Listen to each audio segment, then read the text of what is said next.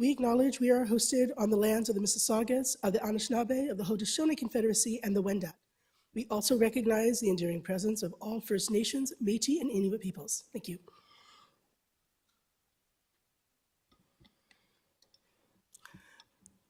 At this time, I'd also like to remind everybody that PIAC has a code of conduct. It is available on our Google Drive. It is our guiding principles. And I could go through the process of reading them out. Only I believe we can all refer to those. And if you have any questions about them, feel free to direct them to me, and we can talk about them. As well, I'd like to ask right now if there's any conflict of interest. So you were actually sent the agenda, so you know the items on that agenda. If anybody in the room has a conflict of interest, if you could let us know right now what those items will be, so we know where those conflicts are. Hearing none, moving on. As well, we also ask about a change in membership status. So based on the eligibility criteria of PIAC, things can happen, people's lives change, and your membership status could possibly have changed as well. So this is also a moment where we ask members to identify if their membership status has changed. Okay, seeing none, moving on. As well, I'm now asking for the approval of the consent agenda, as well as the agenda from our October meeting. So first we'll start with the agenda.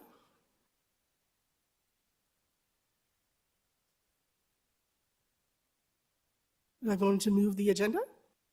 Oh, I'll move. Wait. Thank you, Janice. Susan Lee, Ward 12.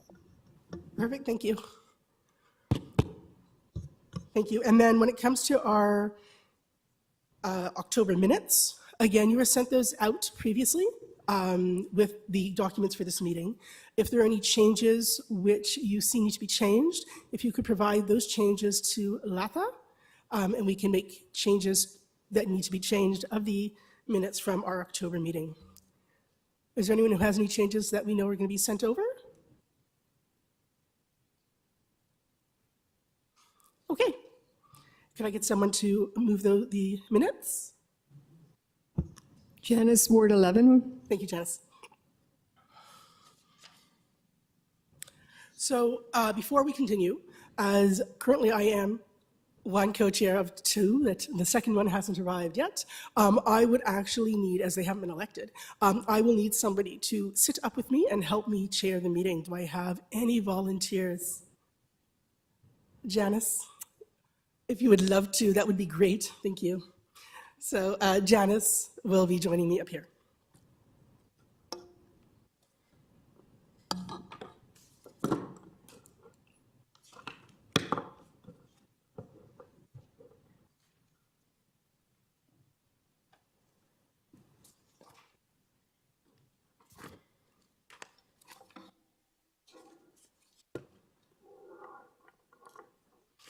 So we have a busy meeting ahead of us, so I'm going to be short.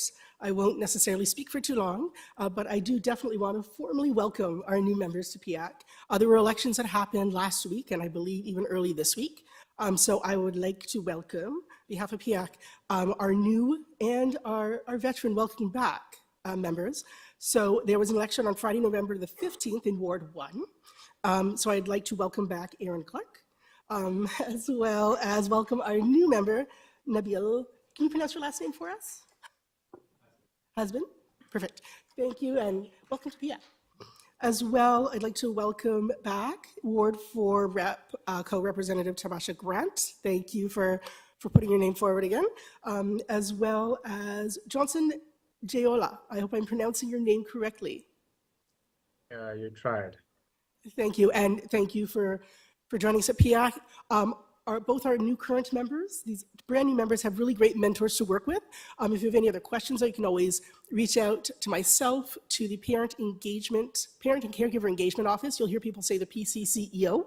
You've already probably been in contact with Latha as well. I really encourage you to go to our orientation sessions, any onboarding sessions, any events that PIAC has in person. It's just a great way to engage and to meet your fellow co-representatives as well as your parent and caregiver communities. I'm going to leave everyone to read the rest of the report. If anyone has any questions, feel free, but it's nothing too exciting. Exciting was our members that are joining us.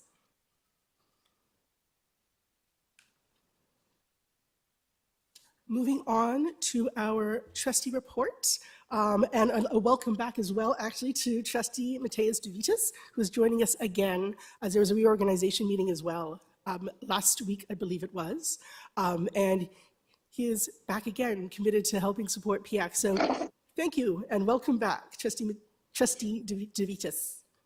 Thank you, and as said at the executive shorter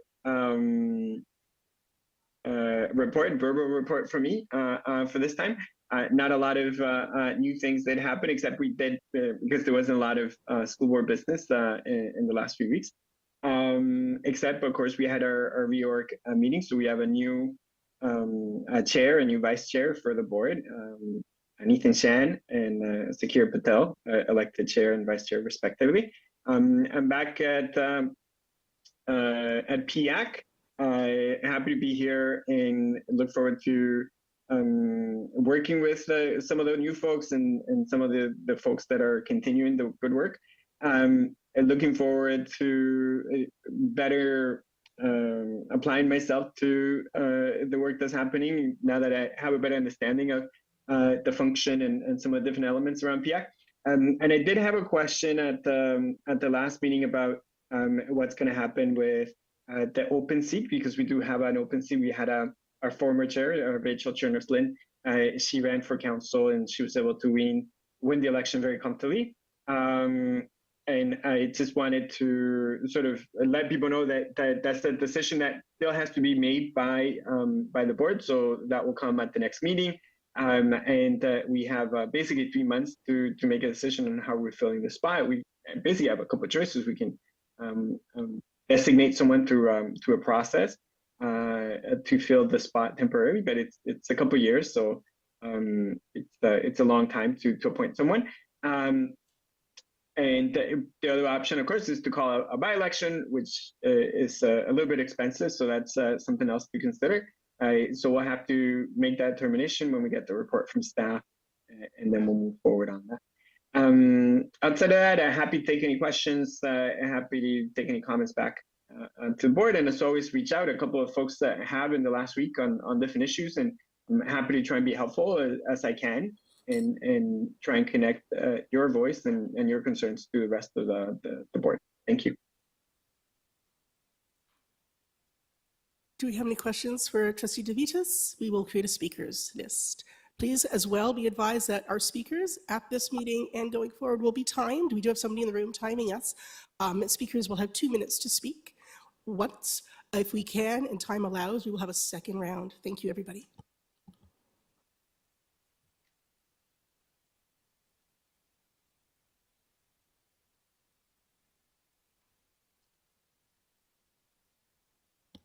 Don't see any questions in the room. Online, I'm taking a look.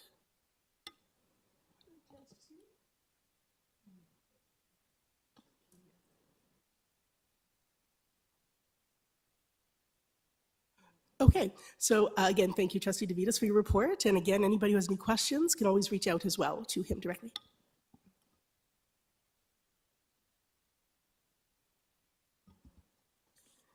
Moving on, we are at our staff report. I would like to welcome Executive Superintendent Jack McGrow, as well as Executive Superintendent Elizabeth Ado, I don't see her though, as well as Assistant Superintendent Lisa Dilworth. Thank you. Through you, Madam Chair, I'm happy to bring a report of our recent meeting with Gordon and Melanie in discussing school council and principal accountability. So in our discussion, we looked at 3 areas to address, both short-term types of actions, medium-term responses, and long-term goals.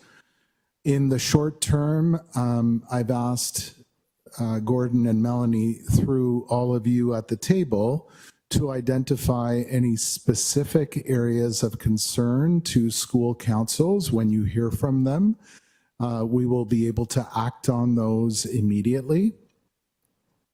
In the medium term, we are looking at ways to bring some learning to our principals. And to that end, we've already begun to bring some messaging to our principals through the superintendents. We've already talked to the superintendents in our learning center meetings, and learning center meetings are where I, as an executive superintendent, meet with 11 superintendents of schools to talk about different priorities and things to address within those families of schools. So we have reviewed PR 558, the parent involvement procedure, already with them. We most recently had Michelle Monroe visit us in another meeting to highlight some things that were not happening the way they should be. And so just Thursday of last week, we talked about a number of schools that had not yet formed a school council, and so we have a list of those schools that we have not heard from, and we are following up with those individual schools. Michelle talked to us about other requirements that we need to think about in terms of making sure that parent involvement is vibrant at each of our 583 schools across TDSB. So the work has begun. Things are beginning to be addressed as medium-term measures that we are putting in place to address some of the concerns expressed by Gordon and Melanie at our meeting. As a long-term goal, we have asked and received 5 areas of focus that we will be working with our principals at various times of the year, but most notably at the beginning of the school year, to ensure that principals know what is required of them and expected of them and can attend to those 5 specific areas at the beginning of a school year to make sure that we're off and running properly. So I really want to thank, first of all, Gordon and Melanie for being at that meeting and being very candid in their concerns. I thought it was a very good meeting that we had, and I want to thank Lisa Dilworth and Elizabeth Addo for being there as well and listening, and the 3 of us put together some actions that we want to take, and that was all based on the discussion that we've had. So I'm happy to take any questions that PIAC has. One more thing. We are adding PR 558 to an institutional accountability checklist that we provide for principals at the beginning of each school year. And on this institutional accountability checklist, this is kind of a summary of all of the policies and procedures and requirements of principals at the beginning of a school year. Let me give you an example. The need to do fire drills, right? The need to schedule certain activities throughout the year, lockdowns, etc. That's part of the institutional accountability checklist. Up until now, the parent involvement procedure was not on that checklist. So we have built in a mechanism to have principals indicate to us that they have complied with the requirements of the procedure, which we think is and I see a high five over there in the corner. We think we are on our way to addressing some of the concerns. However, it's a big board, a lot of schools, and things may, there may be some gaps. So we always go back to, if there are any concerns that you are hearing about, please let one of us know and we will deal with it as quickly as possible. So once again, just looking at Lisa. Lisa, anything that I missed? Okay, very good. Can we take some questions or give an opportunity for questions? We have Musa on the speakers list. Do we have any other members who'd like to speak? Again, go ahead, Musa. Keep in mind you have 2 minutes. Hi, I tried calling your office last week but couldn't get through. There was a major concern about one of the students in agent court. The school called the parents and they were asking about the vaccination. They had called the parent before as well, but for XYZ reason, the parent couldn't update the vaccination report of the child, and the school finally told them that they have been told by public health that if the vaccination is not updated by November 18th, the child will be suspended from school. And I looked up the article regarding the vaccination at public health, and it clearly says that the officer should only take this action if there is a pandemic or a looming threat of a pandemic for that particular disease and the vaccination involved. So I don't know what's happening. This is something that the parents were very scared and they wanted some concrete answers. Thank you for the question. Through you, Madam Chair. So first of all, there are rules for vaccinations that are really dictated by Toronto Public Health. I'd be happy to follow up on that, although that is in the end of the city. That is Elizabeth Addo's Learning Center, and the superintendent's name is Mary Linton. So we're happy to follow up with the parent on that. And any other concern, I would remind you all of the parent concern protocol that is currently in revision. And so, but there are clear steps to address parental concerns in the protocol. So we start first with, if it's a classroom-based issue, you would speak first to the teacher and then move to the principal and then the superintendent. So please remind people that ask you questions about the parent concern protocol and how to effectively get responses to questions so that, but we're happy to follow up. I can, if you want to send Executive Superintendent Addo an email about that, we can certainly direct you in the right way. On the issue of vaccinations, however, there are requirements that are spelled out by Toronto Public Health around that. Thank you. Thank you, Executive Superintendent. Was there anything to add to that, or? I was just going to say, if you could specify if it's Agent Court Secondary or the elementary school. It's the same superintendent, but if you could just specify which of the two schools. Is the elementary school? Thank you. As well, I see Jenny with her hand up. And again, Jenny, 2 minutes. Thank you. I'm glad that we have the parent engagement protocol added to the checklist. I just want to get clarification for the info that they have to confirm with you. Is it just that they have initiated a council, or is there also a thing about updating the chair list and getting their emails and stuff set up as well? So the way that checklist works is that there is an indication of a procedure, and it's the responsibility of principals to make sure that they have complied with all elements of the procedure. Otherwise, it would be a multi-page list. So when they sign off that they have followed the procedures, they have signed off. They have indicated that all of the requirements have been met. The sign-off is actually done by the superintendent in consultation with the principal. So the superintendent is involved as well. Okay, thank you. Thank you. Do we have any more questions for? Hi, Chair. It's Executive Superintendent Elizabeth Addo.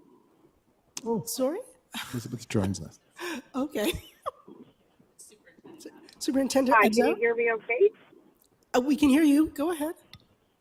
Oh, hi. So I just thank you, Jack, for providing a little bit of clarity around the vaccinations and the, please, if you can ask the caller to send an email to me, elizabeth.addo@tdsb.on.ca, and we'll make sure that there is some follow-up for that parent.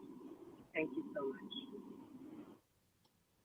Thank you, Executive Superintendent Addo.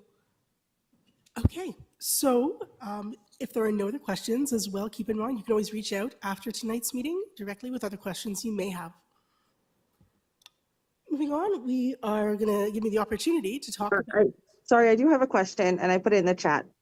Oh, I apologize. Right now, actually, could we let Janice access to our meeting so we can see the chat, please? I apologize. Hold on just a moment for us.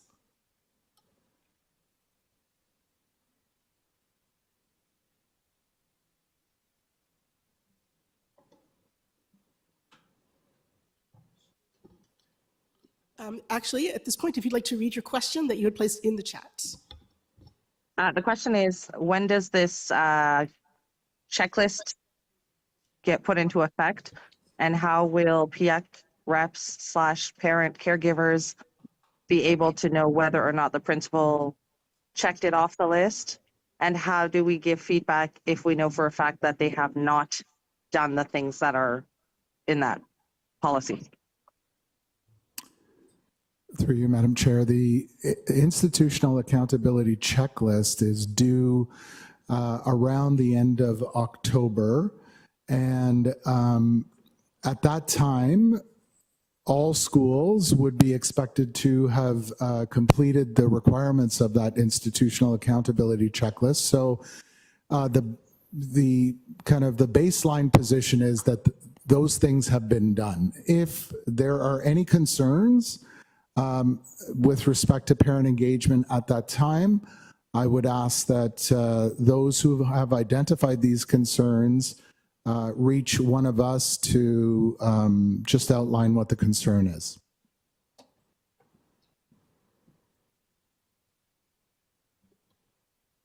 Thank you. Before we move on, I have to acknowledge, and my apologies for not doing so earlier, that we do have 2 trustees online joining us tonight, besides our own liaison. We have Trustee Hastings, as well as Trustee Williams. Thank you for joining us this evening. Thank you.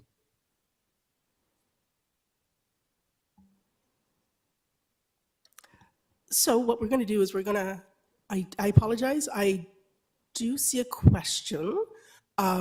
I can let that question happen, but folks, after that one question, we have to move on. It's my promise to make sure that we stay on track and make sure this meeting moves. But it is one of our brand new members who has a question, at least from what I can see from my end here on the wall. It was that Ward 4, Johnson? Yes, Johnson Jayola. May I go ahead? Chair, may I go ahead with my question? Absolutely. Thank you. Good evening, everyone. So, thank you for your report, sir. And my question borders around the beautiful job that you've done, which is institutional accountability checklist. So I'd like to know, has this been circulated to all school principals? If yes, should we be expecting a feedback from them by January, which is what you pegged the checklist submission for? So just for you to give us the timeline about this beautiful idea. Thank you. Thank you for the question. Through you, Madam Chair. I want to be clear, this year's institutional checklist that has already been completed did not include PR 558. This is something that we are putting on for the next school year. So I would encourage everyone to continue to indicate any concerns that you have about PR 558, because was not on this year's institutional checklist.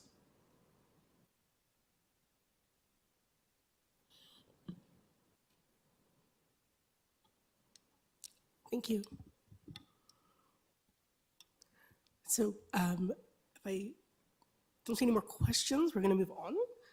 And what I'm going to speak about is actually the special meeting which took place on the sorry, apologize. Feels like it was a long time ago. And at our special meeting, which happened on November the 14th, there were two motions that were brought forward, and I will read those for you as well. We'll see if we can get those up on the screen. And that motion one was PIAC bylaws be amended by adding the following language under section 3.3.10, appointment process. This is a one-time measure occurring on November 14th, 2024. This amendment will not be considered to prevent other amendments for bylaws in the 2024-25 school year, where PIAC terms have ended in the past 2 years and elections not occurred. The incumbent will be appointed to PIAC as a co-representative from November 12, 2025 to March 31st, 2025. I believe that should have been 2024, but I can go back when it came to November 12, or when an election to fill vacancy is conducted, whichever occurs first. That motion had been carried. Motion two, which was brought forward, was that membership working group will work together with the PCCEO staff to follow existing processes to hold PIAC co-representatives positions elections in collaboration with trustees where possible, but where necessary, that elections be held without the trustee involvement to ensure PIAC co-representative positions are not vacant. The membership working group will undertake to review and revise the election procedures for PIAC elections and report back to PIAC with a motion no later than January 2025. That motion had also carried. So at that particular special meeting, these two motions were brought forward to ensure that we had our membership available to be present at elections if they choose to run again. And we are encouraging all trustees, of course, to hold their elections to make sure that we don't have vacant spaces, expired terms, and if a term is coming up, which there are some that are going to be running up in February, January as well. So we're reaching out right now to trustees, encouraging them, letting them know PIAC exists and how important that partnership is that we do have with them and the board and staff. So that is what took place. There was a healthy conversation. There are minutes which will be circulated, so we'll make sure that everybody who was at the meeting, as well as those who were not able to attend, have complete information as to the conversations that took place during that special meeting. I'd like to offer my appreciation to all those who contributed, whether it was before the meeting, during the meeting, and the patience that they provided PIAC to get through this difficult time. We are hoping this is not going to happen often, as this was a one-time event, we hope, and we want to believe is a one-time event. Thank you.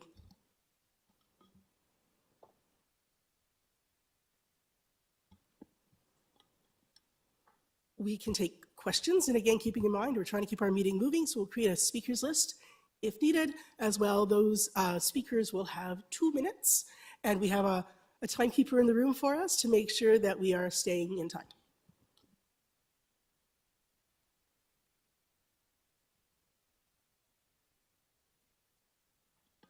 Seeing none in the room, seeing none online. I myself, for some reason, had a challenge getting into this meeting because I guess I'm here, so the universe says you're here, you're not online. But I'm not sure if Latha can actually see our chat to see if anybody has any questions in the chat, which can be read.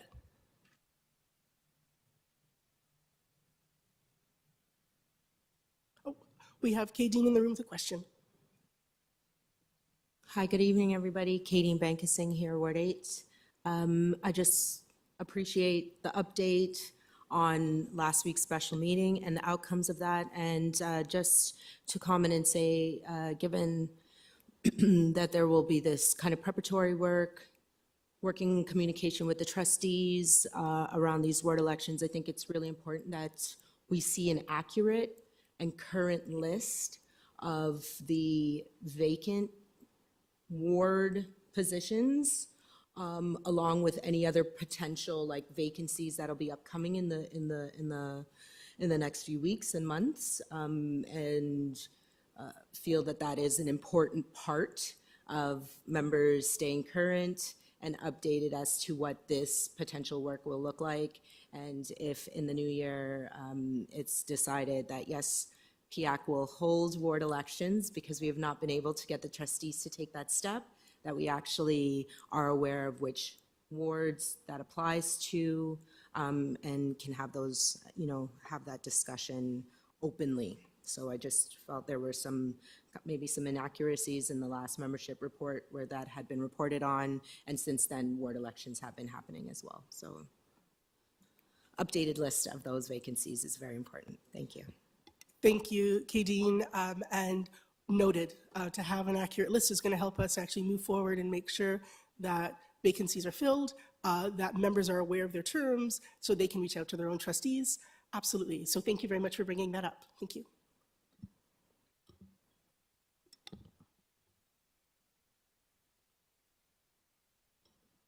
I see a hand online. Is it Johnson? Oh, sorry, I apologize, Bruce. It's just I need binoculars. I apologize. Bruce, go ahead. Oh, yes, good evening. Just wanted to inquire about the Appendix 1, specifically to my term, as it expires in May, not February. So I don't know if that needs to be updated. I'd like to have that noted.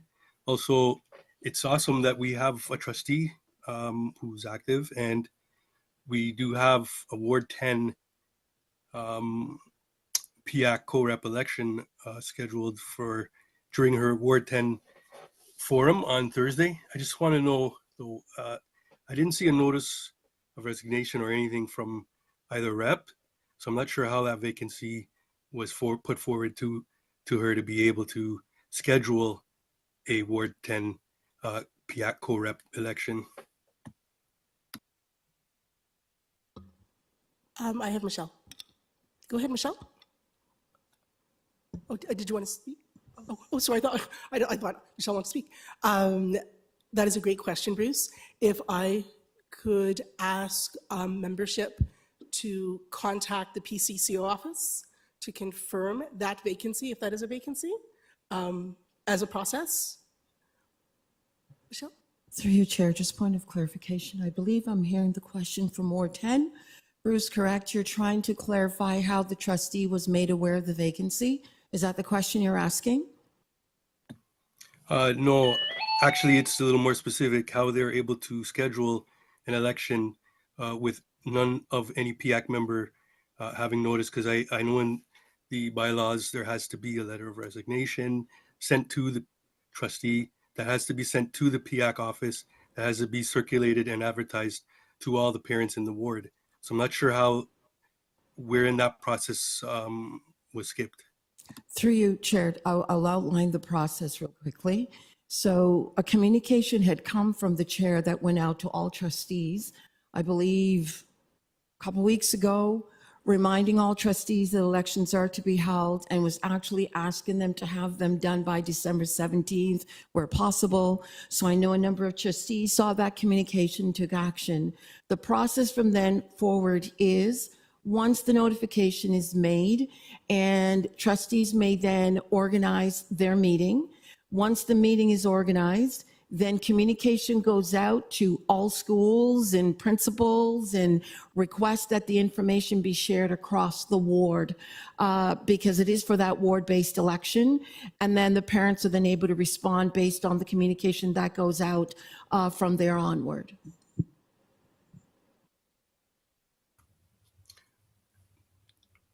Chair, may I please clarify my question? Go ahead, Bruce. So once again, I understand the process. Thank you very much for your reclarification. But I'm wondering how an election was scheduled when no correspondence pertaining to a vacancy was set out. That's my question. Can you please speak to that? Thank you, Bruce. Actually, I have Kadeen who'd like, sorry, I keep seeing hands go up in the air, so I don't want to.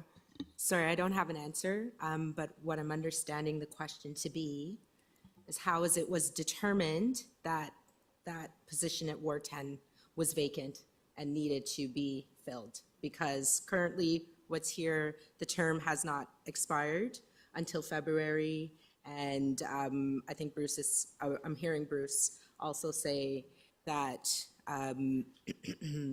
there was no official resignation received for that position. So it's just some clarity around how it's been determined that that vacancy needs to be filled when, based on what we have here, it's occupied by a member. Thank you, Keating. Thank you, Bruce. Nadia, I do see your hand. I just want to respond, and then I will have you on the speakers list. So that's why I think this is something that we can take offline tonight, but go back to membership to get some clarity on that vacancy or not vacancy in Ward 10. So thank you, Bruce, for that question and asking for that clarity.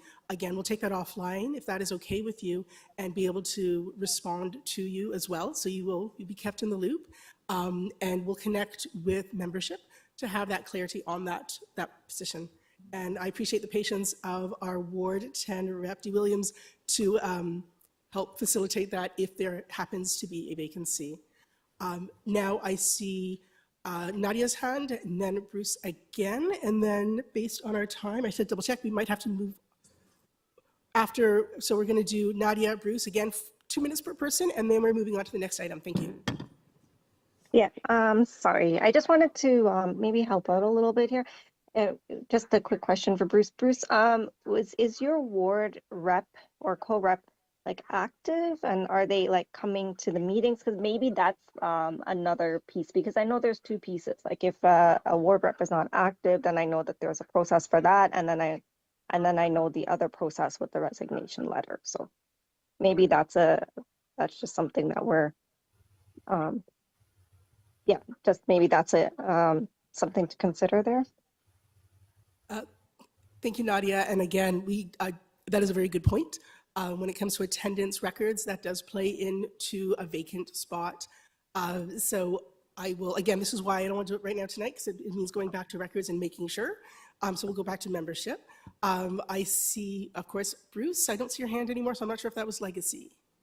Well, no, it was, I re-raised it, but if you're concerned with time, then I'll raise this question in other business, because it's a procedural thing at this point, because there is an election scheduled in 2 days, yet there's no correspondence as to how that would come about. So for reason of transparency, that would need to be addressed, I think. Agreed. Thank you, Bruce. I have Melanie's hand, I have Michelle's, and then folks, we are going to close the speakers list so we can get to our next item.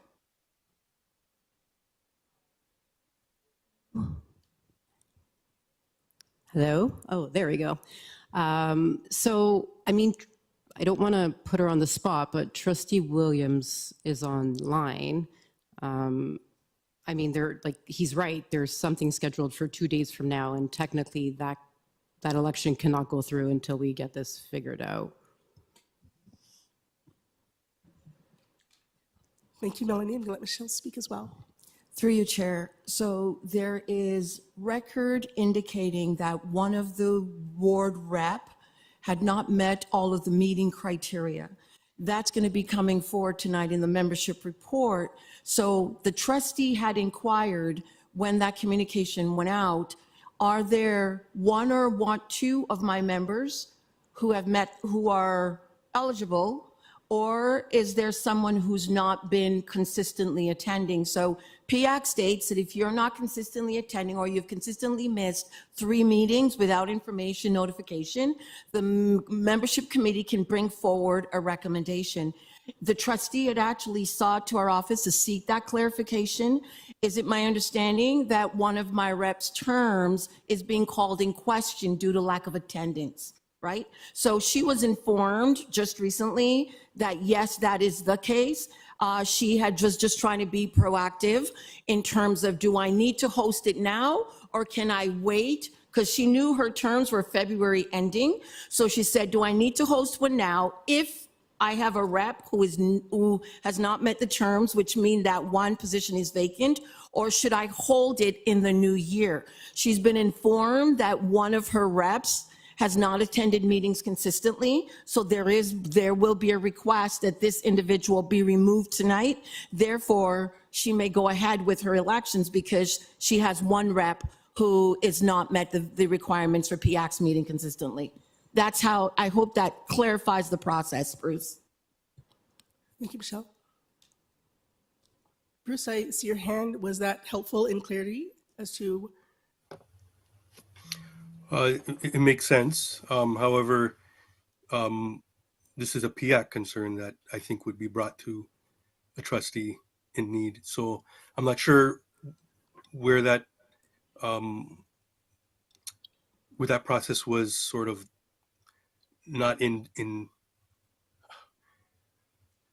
My question is, why was PIAC not made aware of this? And it's now, it seems that it's not a procedural,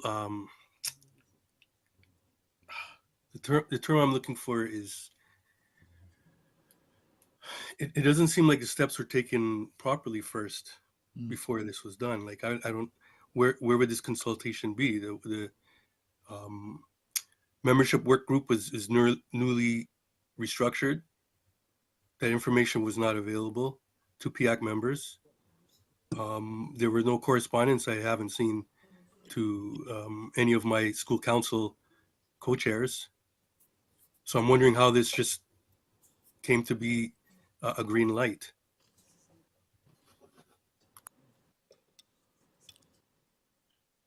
Thank you, Bruce. Very good points about process.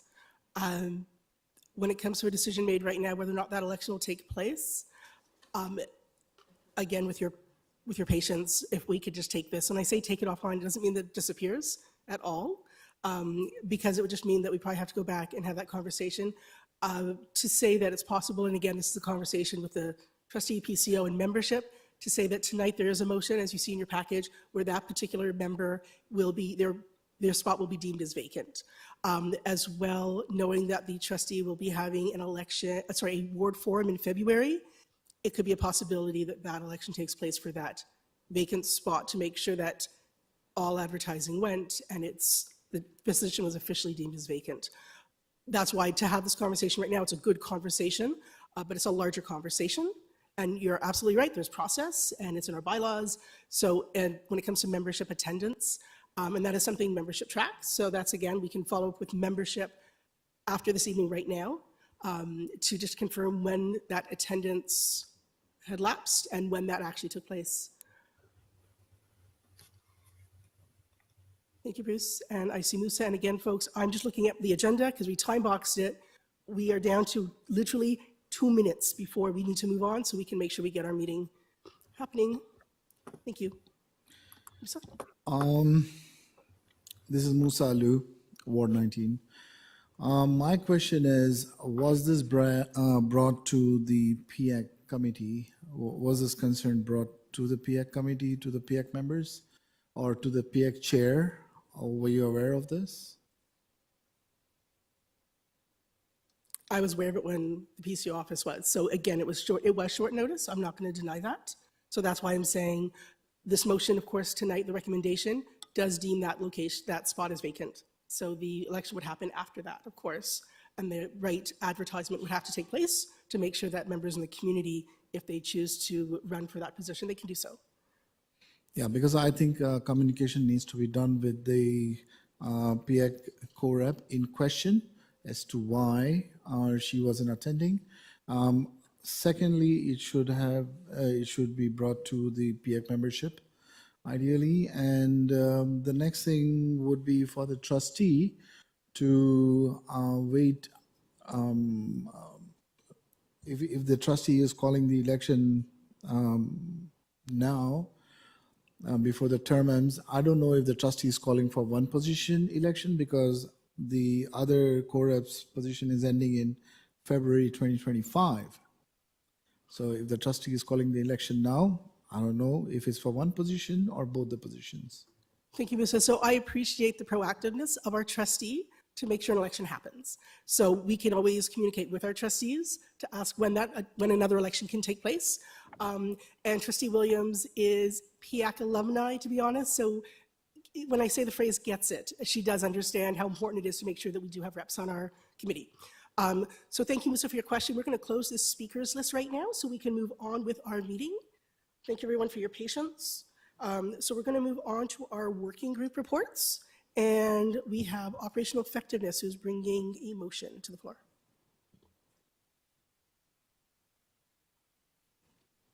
Thank you. Just to say that the operational effectiveness working group met on November the 11th to begin officially begin some work on our bylaws review process, and as such, have established some, or at least shared what our guiding values are, what our hopes are around values that will guide this work. We understand that it's an important undertaking at this time, given all of the conversations we've been having over the past few months. Sorry, I just want to make sure I have it in front of me. And because of that, importance of this work and ensuring that we maximize participation of members, along with creating and facilitating a review process that feels inclusive to folks, that is certainly transparent and creates an opportunity for us to learn and build our own knowledge and capacity around the bylaws and how they function and support our work at PIAC. I'd just like to put forward a motion to support this work and facilitate some of this work at December's meeting, general meeting. So the motion just reads that PIAC members have approved a thorough review and update, including amendments of the existing PIAC bylaws in June 2024 to meet our values of careful, inclusive, and transparent process that allows an opportunity for members to learn through the review process. The Operational Effectiveness Working Group and Bylaws Subgroup motion to use an hour of December's general members meeting on December 17th to review, discuss, and provide a question and answer period to explore the existing PIAC bylaws as an introduction to this year's bylaws review process and allow and maximize the participation of members. Separately from that, also a recommendation that operational effectiveness recommends that membership working group and the nominations committee use this hour of bylaws review time to include a thorough introduction and review of the PIAC co-chair elections process for all members as preparation for December's co-chair elections. I guess the motion is separate from the recommendation. And certainly, yes. It has to be seconded. Thank you, Katie. And so you've motioned, and we need a seconder? So we have Katie motion, we have Melanie seconding, and this is all one motion, or are we breaking this up into two sections? The motion and the recommendation are separate, so probably the motion and Okay. then the recommendation. Okay. So then we'll officially move the motion, and it was seconded by Melanie. Thank you. So now we are open for discussion. Again, we have a speakers list we're going to create. Each speaker will have 2 minutes. At this point, we have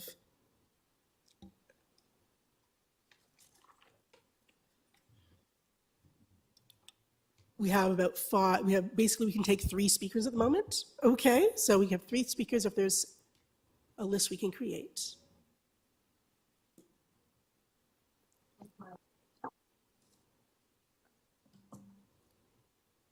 I see none on the floor here in the room. I see, oh, sorry.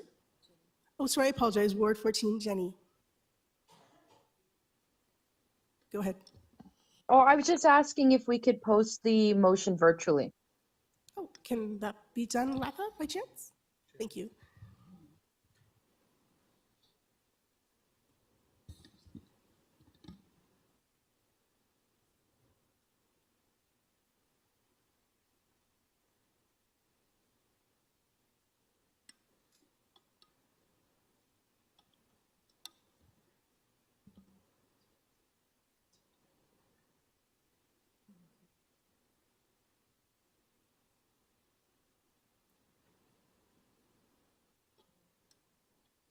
So to have a roll call vote, we would need 3 members to request that. If not, then it passes.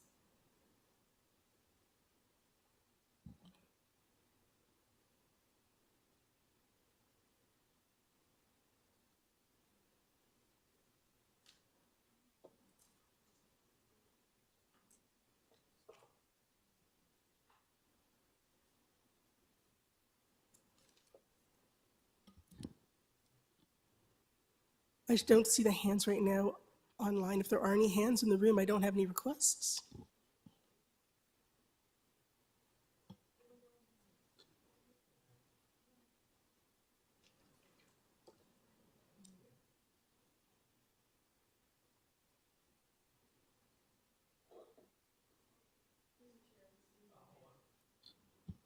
Thank you.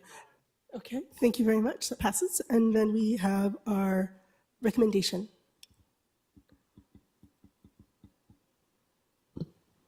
Thank you. And the recommendation just reads that the Operational Effectiveness Working Group recommends that the Membership Working Group and Nominations Committee use this hour, so within this hour that we have just approved of bylaws review, that they include a thorough introduction and review of the PIAC co-chair elections process for all members as preparation for the elections that will happen in December. So also to just incorporate into that an opportunity to share, take questions, and clarify the co-chair elections process during that time. Thank you, Kadeen. Again, if we have a request from 3 members, but I don't see any in the room, and Janice, do you see any online? Okay, thank you.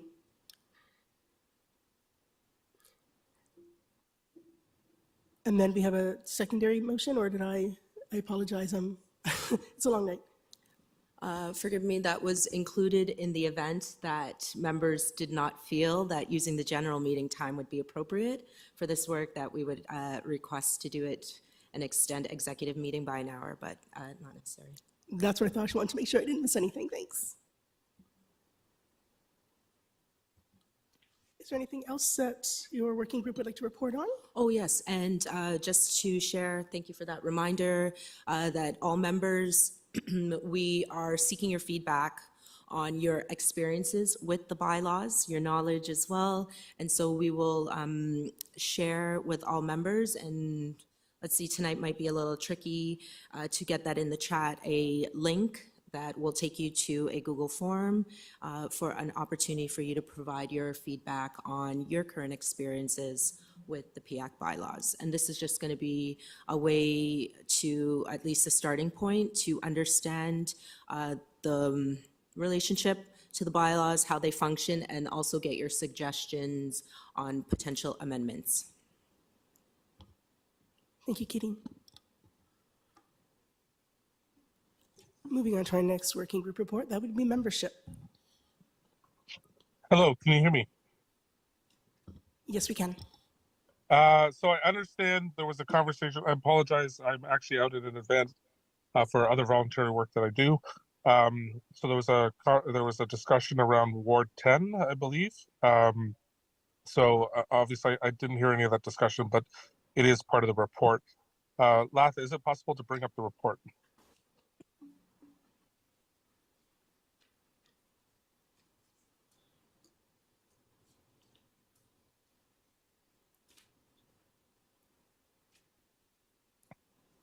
So while that's being brought up, effectively, membership group met.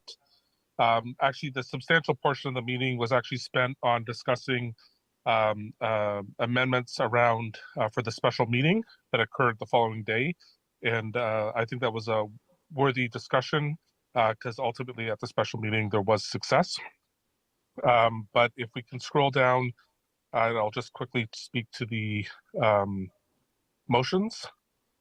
I do understand that Zena congratulated the members and re-elected members that both were from Ward 1 and I think Ward 4. So again, I also echo welcome back or welcome on board. So again, the membership working group has 3 motions today. First is to approve the election procedure as presented in Appendix 2 for the report at the bottom of this report, and proceed with the co-chair election at on December 17th general meeting. There is concern around the December meeting is our lowest attended meeting if you take a look at our minutes over the last number of years. Something that we had done in past years is actually, even though it was never executed because there wasn't a need for an election, was actually to allow for a period of time. We will be using Election Buddy, so we can basically the procedure would be to initiate the election on December 17th, but that the election would not close until January 6th, which is the Monday when all children return to return to class. And then the membership working group and the nominating committee subgroup would meet probably the following Tuesday or Wednesday with LATHA and the PCCEO office staff to look at the results and then send out communication announcing who was the winner of that. So that's effectively the procedure is the only sort of change from prior years. The second motion or motion is if you look into Appendix 3, the last couple of elections that have occurred at the ward level, I think it's shared services through the trustees are using a Google form with the following information related to PIAC. So again, this is for us to endorse that, that it sort of is compliant with our understanding of the requirements to be a PIAC member. So that's the second motion. And then the third motion, and I think this is related to the discussion that happened previously, is there are, I believe, if you scroll down just slightly, 5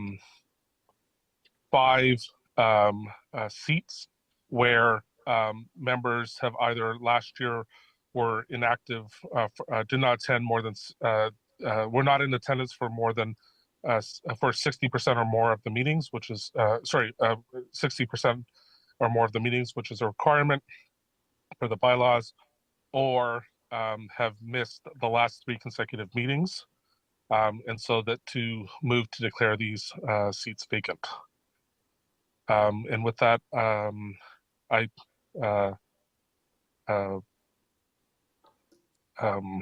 can take any questions, and then we can either decide to move the motions collectively or individually.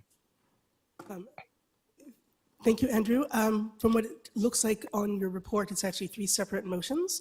So are you asking, so we're going to move are you moving the first motion? Sure, I'll move the first motion. Do we have a seconder for that first motion? Musa, thank you very much. Musa to second.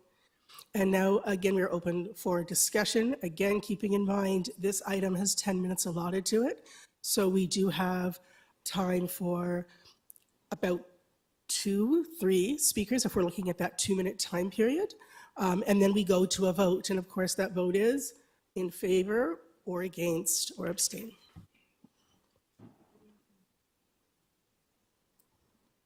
May I be added to the speakers list? I am not able to put up my hand. Oh, thank you, Christopher. Christopher's on the speakers list.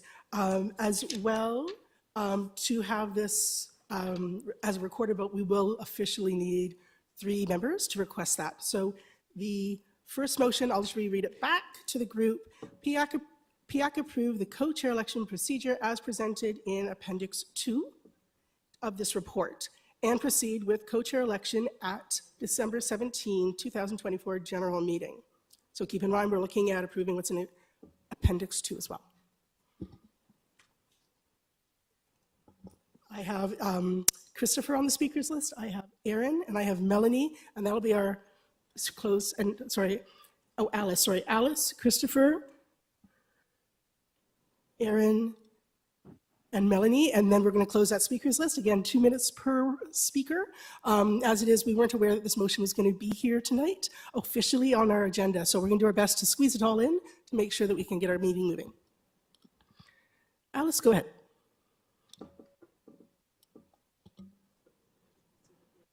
Hi, Ralph. How are you? Thanks for having me on the speaker list.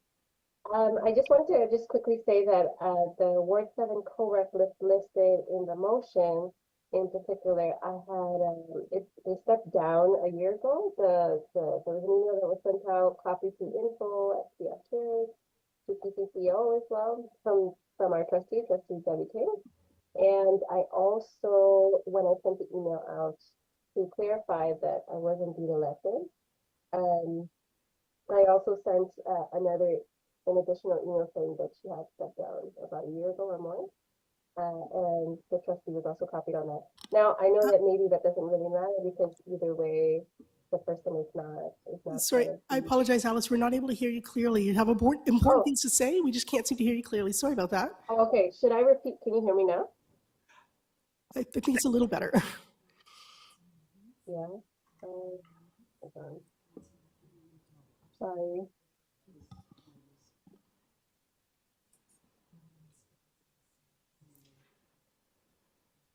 How about now? Same? I believe that's much better. Is it? Much better. Okay. Okay. I just wanted to quickly say that that the co-rep that's listed, Ayan, she stepped down about a year ago, and there was an email that was sent out from the trustee and copied to PCCO and as well to info. And then when I had clarified that I was indeed elected in the email that I sent a few weeks back, I also had stated again with the copy of the trustee Debbie King, that she had already stepped down. So I know that I don't know if it really matters because either way the co-rep is not here, but I don't know if it matters to clarify that it's really not that she's not here because she didn't fulfill requirements, but because she actually stepped down. Thanks. Thank you, Alice. And just a reminder, everybody on the speakers list, we're speaking to the first motion. Oh, sorry about that. That's okay, Alice. Go ahead, Christopher. Yeah, sorry about that. My question was with regards to expiring terms and communication with those who are not in compliance or who are supposed to be. So I don't know if this is part of the motion or not. If it's not, I can bring back this question. Thank you, Chris. We're happy to have you sort of ask that question after we get through this one motion. And then I also have Erin. Go ahead. Hello. So I have a question on the electors. Probably my fault for assuming that granting the voting rights in the special meeting would also include the chair elections. So I'd like that confirmed, please, if they will be excluded from voting on the co-position. And also under eligibility, it says candidates must be present at the PIAC meeting today. So I'm just wondering if that includes online or physically in person present. Thank you. Thank you, Erin. We'll let Andrew answer that, but then we need to move to Melanie again. Keep in mind we have a 2 minutes for speaking. So the members who were in expired terms at the special meeting were appointed back into the positions up until March 31st or to an election occurs. So they will be eligible to vote in the co-chair election. They are full members. And then secondly, sorry, what was the second question? For the eligibility, it's under candidate eligibility must be present at the PIAC. Oh, yes. Sorry. Yeah, no, again, our bylaws are quite clear. Attendance at the meeting can either be virtual or in person.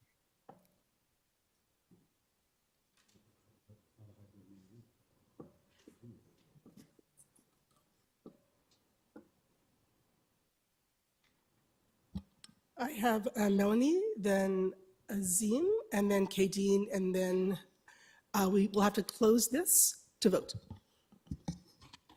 I guess I just maybe want to ask for a friendly amendment because the dates all say, like it says today and then November 15th, which is passed, November 17th was just passed. So the dates are just incorrect.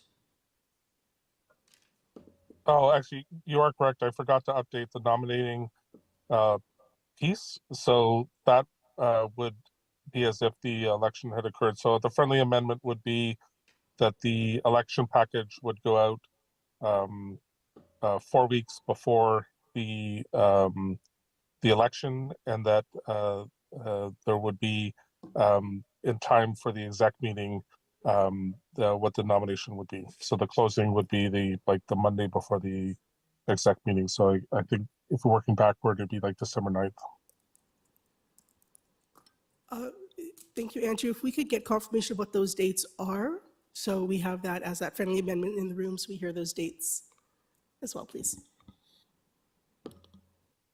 So to self-nominate, you would have to self-nominate between closing December 9th, working back, it would be November 28th approximately would be the period for nomination. So yeah, so that. Again, I do apologize, but this has just changed so many times based on what's occurred over the last number of meetings. I didn't catch that.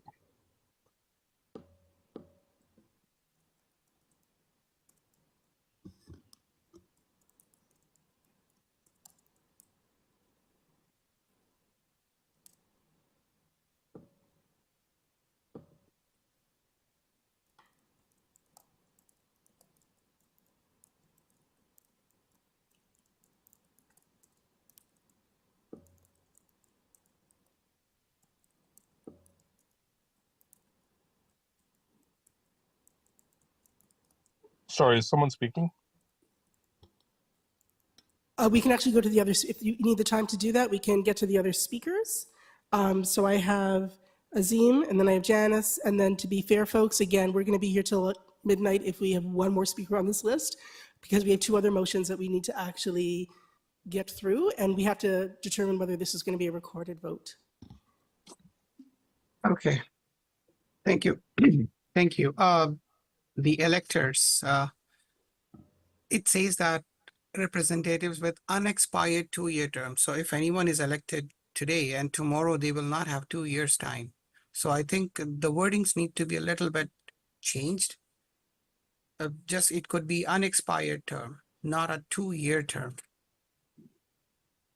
Thank you. Again, I accept that friendly amendment. So we'll scratch the 2-year and make it who are in current terms. Thank you, Andrew. Thank you, Azim. We have Janice, and then again, we'll wait for the friendly amendments, and then the decision as to whether or not this is a recorded vote, and do that vote. Thank you, Zena. My first comment is that you've included co-chairs in the electors list. However, that is contrary to our bylaws. Co-chairs do not have a vote in our meetings. And secondly, announcing today that people have to be at the meeting today to be eligible for to run seems a little bit impossible, because if a person for whatever reason did not attend the meeting today, they wouldn't have known that they had to attend the meeting today. Thanks. Thank you, Janice. So 2 points. The bylaws speak to parent members being the voting electorate, and the co-chair is a parent member. And further, the co-chair does vote. The co-chair votes in the case of a tie. So the bylaws are clear that the co-chair is able to vote in the co-chair election. Then secondly, yes, again, the language is about, and I apologize, didn't get up to moving quickly with this, is that attendance is at the December 17th meeting. I just want to reiterate, if we do not approve an election procedure at this meeting, there will not be an election at the December meeting, and we will go another month without having a co-chair, having a co-chair. So again, I do apologize. There was lots of sort of moving pieces, but the intent is for the election to occur on December 17th. That the nominations for that would close on December 9th. That the nominations would open on November 28th, and that both co-chairs, PIAC members, current PIAC members, and the community liaison member would be able to vote in that election.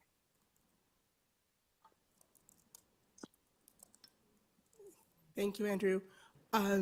I'm aware that I can vote in the event of a tie. Thank you. So what we're going to do right now is you're making that friendly amendment, and if you can provide the document to Latha as well, so we can have that on record. I need a request of 3 members to have a recorded vote, a roll call vote. I have Aaron, Ward 1 in the room. I need 2 other members to request a vote. I have Kadeen, Ward 8. I need 1 more person if we're going to have, and we have Asima, Ward 18. Janice, if you could help me with the roll call vote, please.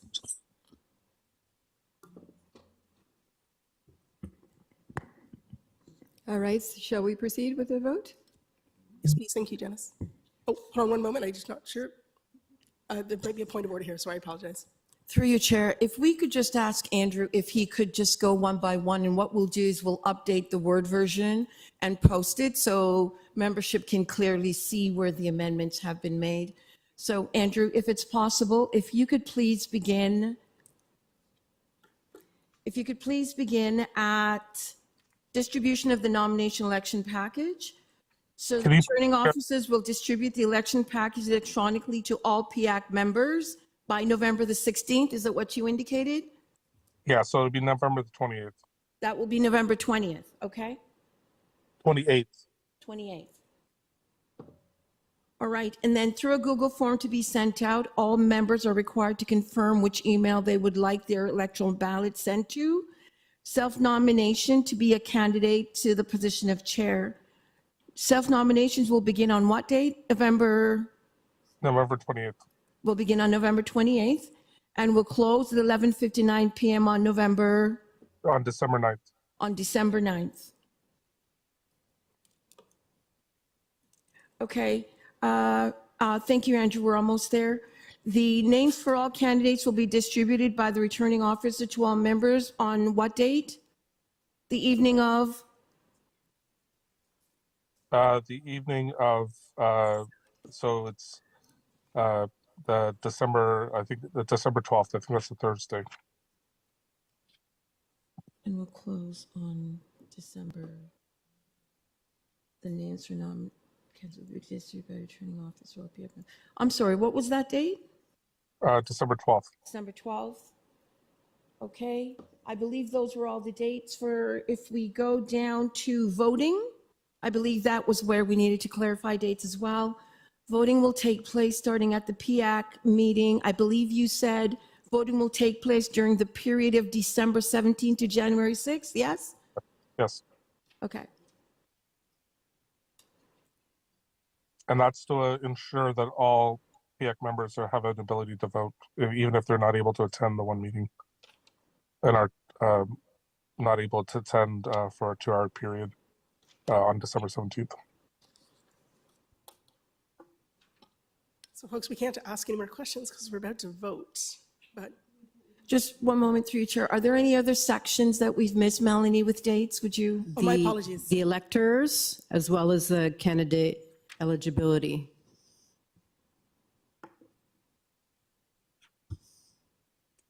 Someone asked instead of unexpired 2-year terms, current. I believe we were representatives with unexpired. We were deleting the 2-year and just leaving unexpired terms. I believe Yes. that was Mrs. Amendment. No, And then that was not. That's Azim, sorry. The second bullet says must be present at the PIAC meeting. candidates must be present, and so that should read December 17th. That should Instead be of December November 17th. Yes. So bullet 2 on that should be December 17th. Appreciate your patience, everyone. I just think it'd be easier if people can see it visually. Any other, I'm just looking at you, Melanie, because you had gone through it. Anything else that we have missed in terms of dates? Katie, was that an amendment that you're? Sorry, I'm aware that it is not a date. However, we have one identified and named returning officer. Is that okay? I'm sorry, say that again? Returning officer is Andrew Water as the only named PIAC member overseeing the elections process, and I'm just wondering if this is okay. Should there be somebody else that is working alongside Andrew to support this? I had another person, but they've withdrawn. If there's someone at the meeting that would like to work with me, I'm happy to include them. I'm happy to support you if you need someone, Andrew, at Enhagos Ward 16. Appreciate that. The only requirement is you are not able to run for co-chair. Absolutely fine. Thank you. Awesome. Through your chair, just that you've mentioned that, Andrew, is that something you wanted to embed in the guidelines? That if you sit or you're returning officer or you sit on the elections committee, that you're ineligible to run for chair? Did I miss that? Is it in there somewhere? That's part of our current bylaws. If you read under the No, I'm not. sub-nomin- I was asking whether you wanted it in the elections package. No? if people are more comfortable, we can add it. But again, it's in the bylaw. So is half of the stuff. Sure, put a bracket after returning officers, ineligible to run for co-chair.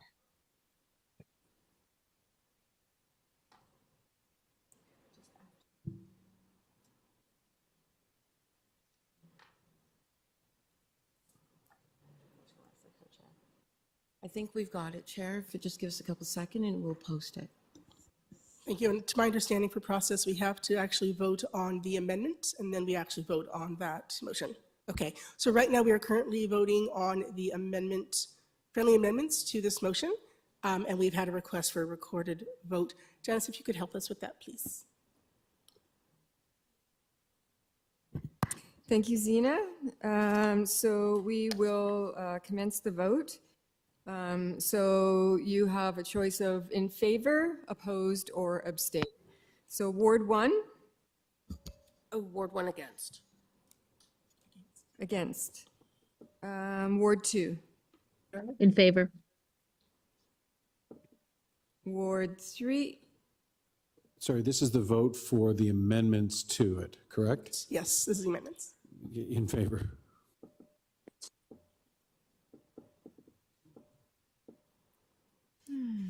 Ward 4, Ward 4, Tamasha Grant, in favor of the amendment. Ward 6, Ward 6, Crystal Stewart in favor. Ward 7, Alice Romo in favor. we can't hear you, Alice. Gosh, sorry about that. In favor. Thank you. Ward 8, Ward 8 in favor. Ward 9, Ward 9 in favor. Ward 10, Ward 10 is in favor of the amendment. Ward 11. Charles, if you're there. Nope.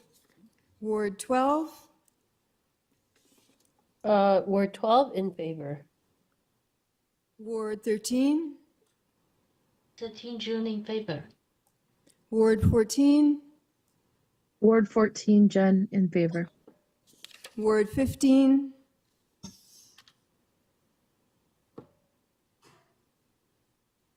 no Ward 15, Ward 16, Ward 16 in favor. Ward 17, Tanya Ono, Ward 17, in favor.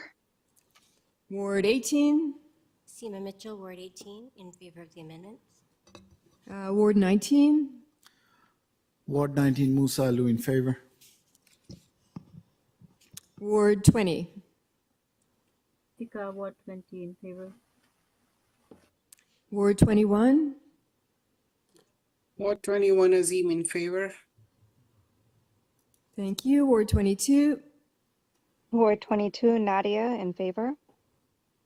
thank you. And is our Bangladeshi community liaison? No? Okay. So that passes unanimously. And now we are going to do the roll call for the actual motion itself. Point of order. Oh, sorry. Yes, Andrew, go ahead. Two things. It does not pass unanimously. There was one member who voted against. And secondly, I would ask one of the three members who asked it for a recorded vote to withdraw their support for the recorded vote, as clearly this is likely to pass. And again, our time is precious. So I'm hoping we can save some time on this.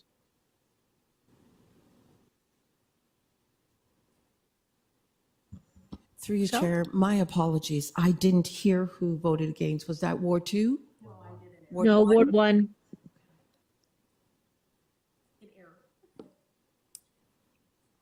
You spoke in error. You meant that you were in favor. Yes.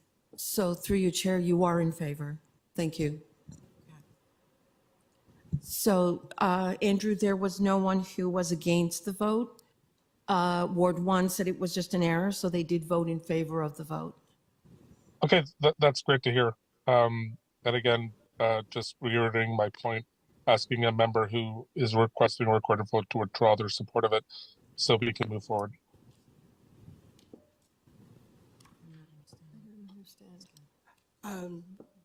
We're being asked, have the three members which had requested the recorded votes to withdraw that.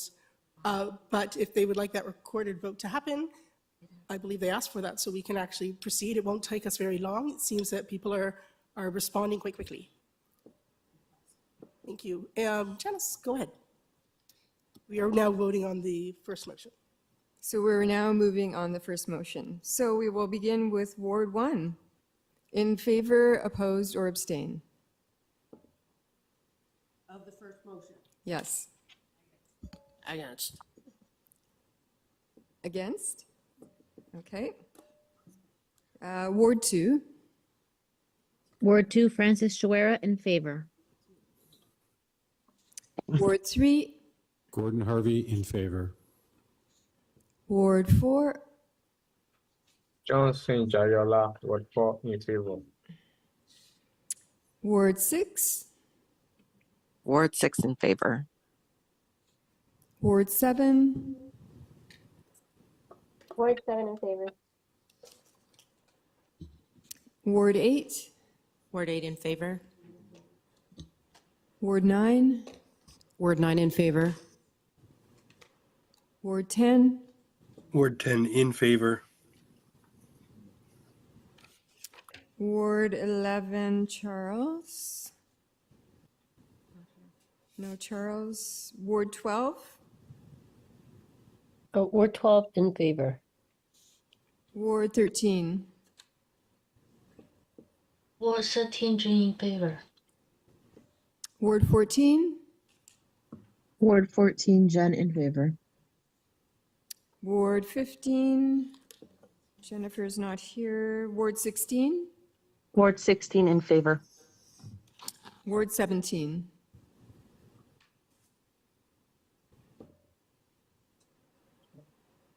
Tanya.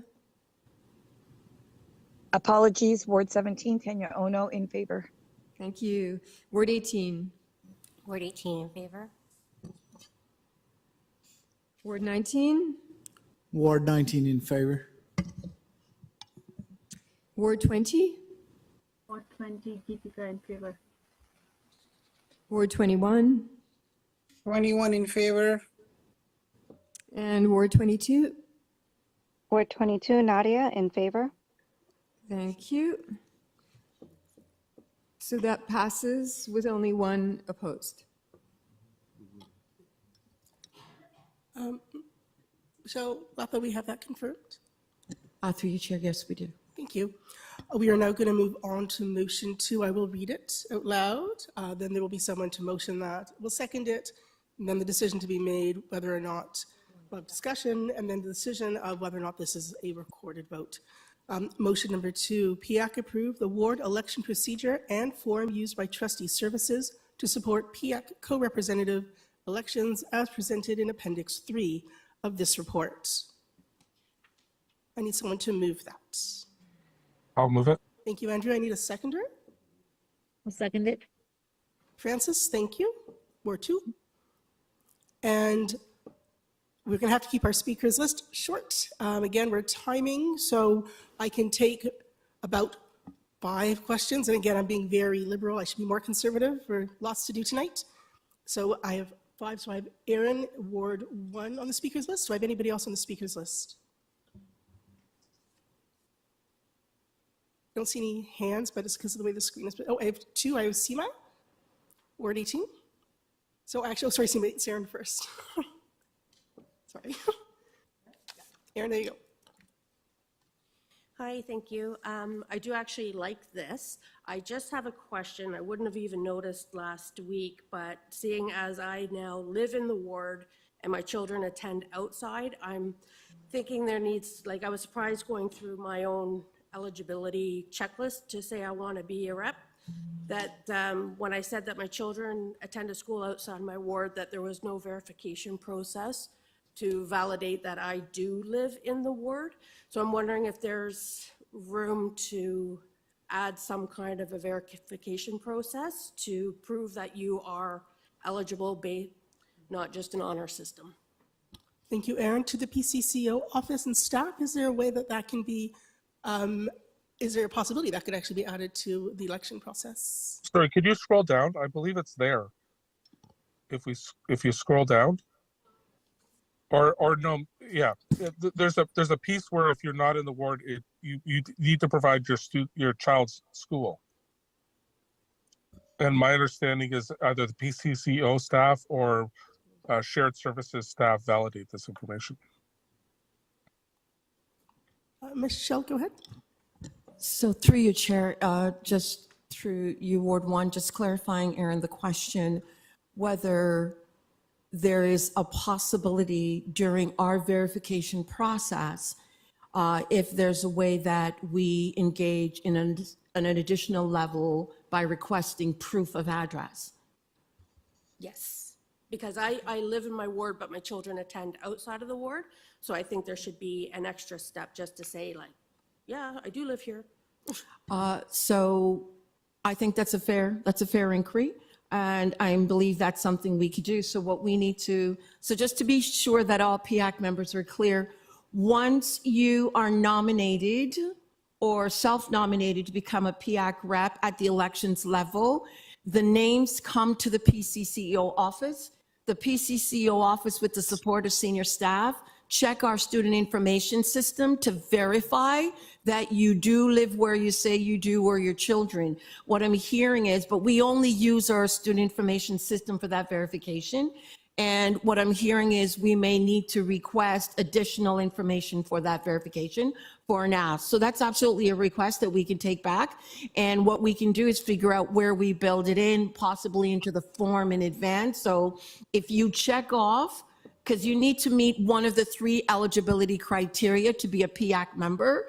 So what we'll do is we'll look at those eligibility criteria when the form is being completed, and then we'll do a drop down to indicate what's required to meet that eligibility criteria.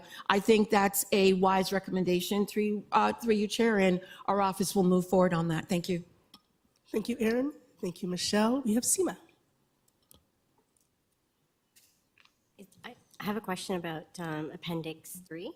Is this an existing document that trustees are already familiar with? Yes, it was used for the election that I was involved with back in May. It was used.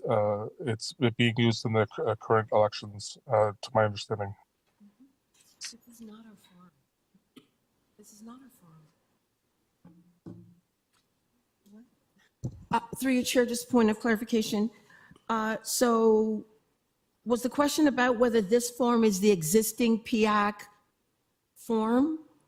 Was that the question on the floor? I believe the question was whether are trustees familiar with this, and I answered it with my understanding of that this form is being used.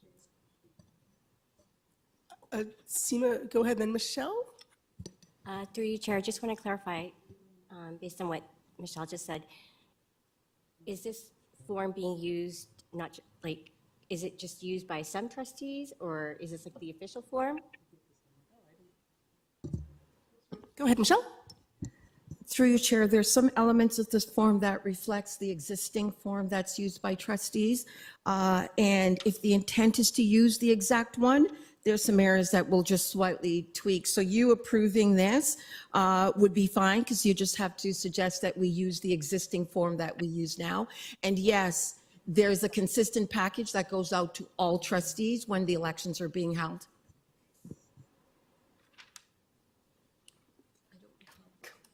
We have Janice, and then we're going to have to decide oh, sorry, I apologize. We have Bruce, and then after Bruce, Janice, and then again, folks, we've got to decide whether this is going to be a recorded vote and make that vote happen so we can move to the third motion.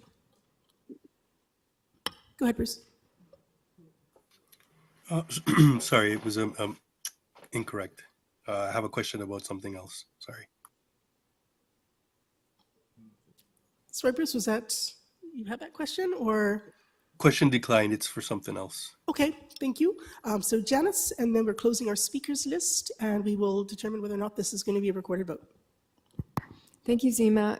It's being suggested that there are differences between this form that we're voting on and the existing form. Could membership just highlight what the differences are? Andrew, go ahead. I'm not aware of which differences you're speaking about. This form is consistent with Regulation 612 and my understanding of the forms that are being used.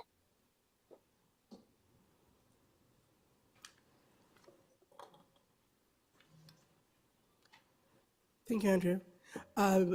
At this point, we will have to decide. We need 3 members in the group to decide if this is a recorded vote. Do I have any requests for a recorded vote? I have Seema. Oh, sorry. Is that a request, Seema? Ward 18? Yes. Thank you. We have 1. We have Musa in Ward, I feel like I'm quizzing myself. Sorry? I apologize, Ward 19, I promise I'll get it down. We need a request from 1 more member to have this as a recorded vote.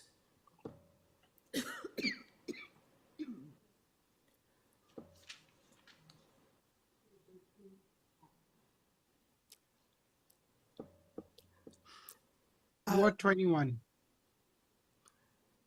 Ward 21. I apologize, as processed, after we close our speakers list. Sorry, thank you. Oh, and then I have Michelle, sorry. Would you please just repeat who had the recorded votes? We had Seema, Ward 18, Musa, Ward 19, as well as Azim, Azim, and that was Ward 21. Who was the last one, I'm sorry? Azim, Ward 21. I have Seema, Azim, who was the third? Musa, Ward 19. Aaron? Or Musa? Thank you. Thank you everyone for your patience in this process. Again, you're making your decision of against, in favor, or abstain, based on how you feel about the motion. So we will start with Ward 1. Mm-hmm.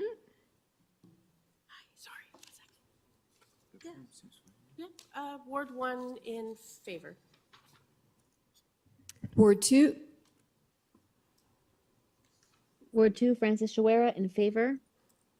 Ward 3. Gordon Harvey, Ward 3 in favor. Ward 4. Tamasha Grant, Ward 4 in favor. Ward 6, Crystal Stewart in favor. Ward 7, Ward 7, just point of clarification, is this motion 2? I'm sorry, could you repeat? This for motion 2? Yes, it's motion 2. Okay, in favor. Ward 8, Ward 8 abstain. in favor? Abstain. Oh, abstain. Ward 9, Ward 9 abstain. Ward 10, Ward 10 in favor. Ward 11, Charles. Ward 12, Ward 13, Ward 13, June in favor. Ward 14, Ward 14, Jen abstain. Ward 15, Ward 16, Ward 16 abstain. Ward 17, Ward 17 in favor. Ward 18, Ward 18 against. Ward 19, Ward 19 abstain. Ward 20, Ward 20 abstain. abstain. Ward 21, 21 abstain. and Ward 22. Ward 22, Nadia against. Okay. Wow. 1, 2, 3, 4, 5, 6, 7, 8, 9, 10, 10, 4, 2, 3, 4, 5, 6, 7, abstain. And, yeah, and 1 against. So that vote passes with 10 in favor, 7 abstentions, and 1 against. It was 2 against. I think there were 2 against. Yes, 2 against, sorry. Okay, and everything's okay with PCO? Okay. Thank you, everybody. And now we're on to the third motion. So at this time, due to the wanting to try to keep the on schedule, I will withdraw the third motion. And to a point of order, you'd have to be addressed by the chair. And right now, there's a third motion which was brought. So I understand timing is of a concern for our group, and that's something we're working on. But there's a third motion that you brought. Okay. And that's something that I believe has to be voted on. But I mean, I can ask someone to refer to our bylaws because it's about the vacancy of positions. So if I can read out that motion, and we can continue.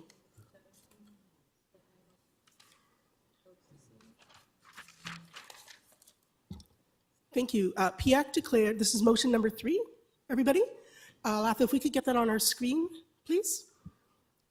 PIAC declared the following PIAC co-representative seats vacant due to lack of meeting attendance at PIAC general meetings by PIAC co-representatives as per PIAC bylaws 4.9.4. Member who misses either A, 3 or more consecutive PIAC general meetings without advising apologies for absences, or B, total of 4 PIAC general meetings in any school year may be removed from his/her seat, and or PIAC bylaw 4.9.5, member must attend 60% of PIAC meetings in a school year. Ward, and these are the members which are being deemed their positions as vacant. Ward 7, co-representative Ayan Kaylee, and I know that Alice did speak to that particular member. Thank you, Alice, for that. Ward 9, co-representative Karen Yeski. Ward 10, co-representative Mana Begum. Ward 15, co-representative Jennifer Volk. Ward 22, co-representative Nicole Marshall. I need So that motion. You want to move that motion? Can I get someone to second that, please? I'll second that. Is that Bruce I hear, or is that Christopher? Sorry. Ward 20, Chris. Thank you, Christopher. And now we're open for a speakers list. Again, I'm going to try and keep them short if I can this evening, folks. So at the maximum, I'm going to have 5 people on my speakers list, and that's so we can actually get to the business of our other working group reports. Thank you. So point of order, I'd like to withdraw the motion. You'd like to withdraw this motion, Andrew? Yes. Okay. Bear with me one moment. I want to double check on process here. I apologize. To staff of the PCCO, can this motion be withdrawn at this point?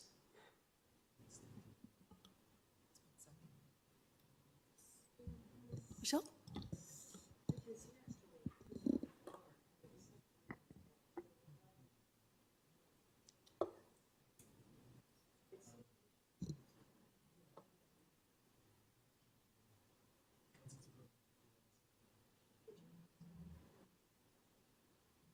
Through you, Chair, I'm just clarifying the process because the motion was put on the floor and seconded, so it's now open for conversation. So in the midst of the conversation, there's a request that it be withdrawn, right? And that's what we're just clarifying, that process, that step.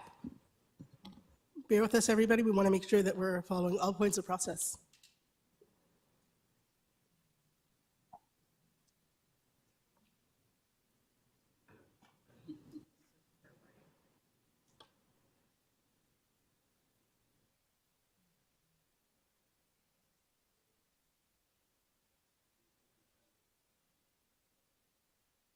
I think it's because it was seconded. Seconding was for the withdrawal.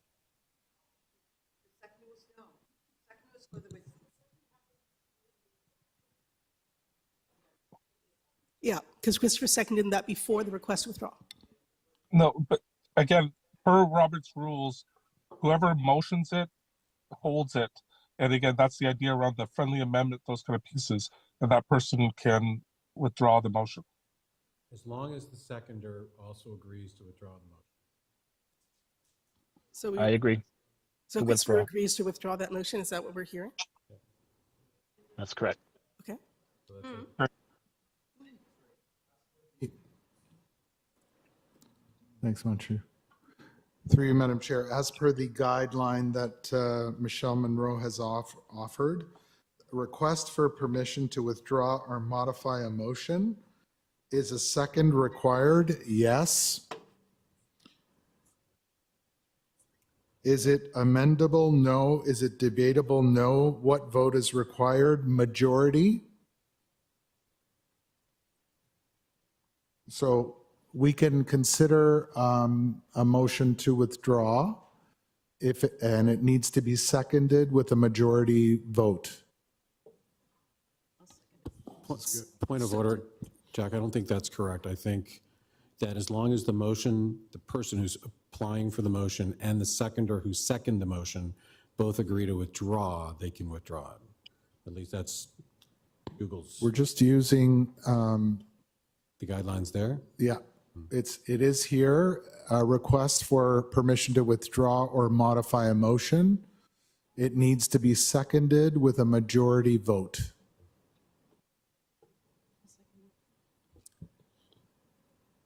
So to understand the process, in order for this to be withdrawn, there needs to be a majority vote at this point to withdraw it from the floor? From the floor.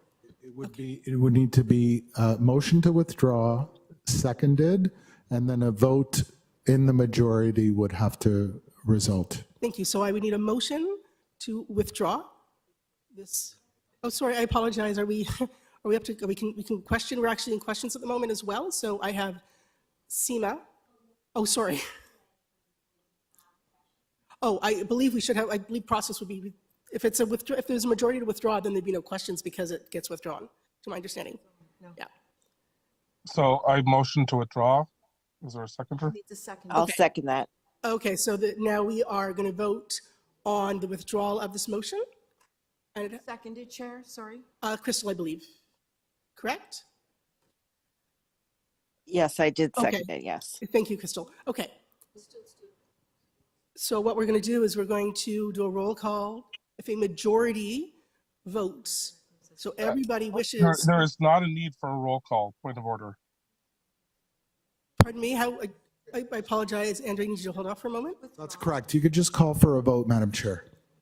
Okay, I apologize. I'm going to call for a vote.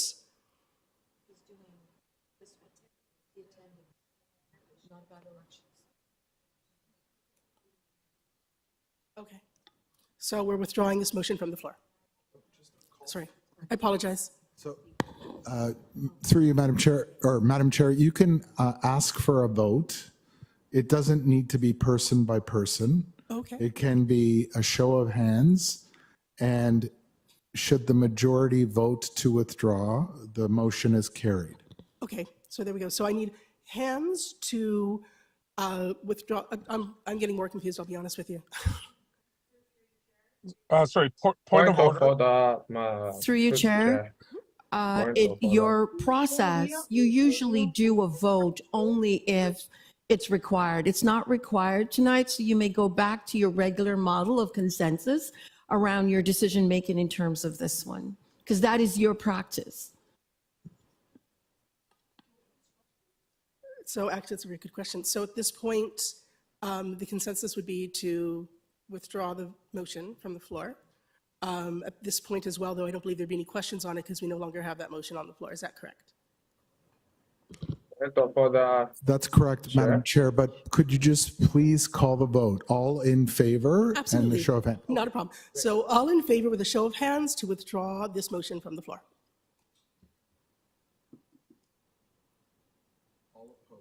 We're 20 in favor.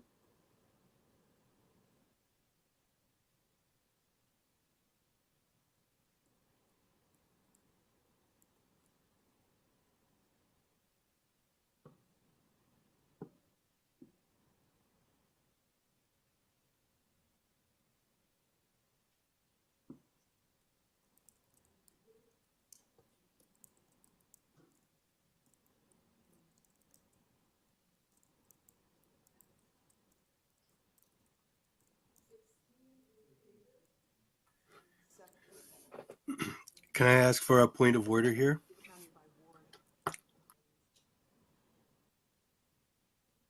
I apologize, was that a question to me? Yes, if it's a show of hands, the vote is to be by ward. So there are 22 votes, not however many people are here. So how can we possibly decide on this without going ward by ward? So point of order. Again, there's kind of two approaches. Our practice, as Michelle had stated, is if there's not 3 people who are requesting a recorded vote, then it's considered passed either unanimously if no one asks for a recorded vote, or near unanimous if 1 or 2 members ask for a recorded vote. The other way of doing this is to say all in favor, any opposed. In the opinion of the chair, the motion carries, and then subsequent to that, someone can challenge that if they'd like, and then we could then vote on that. But again, I really think, again, we've taken an inordinate amount of time on admin and process. I'm pretty clear the intent of the group is pretty clear.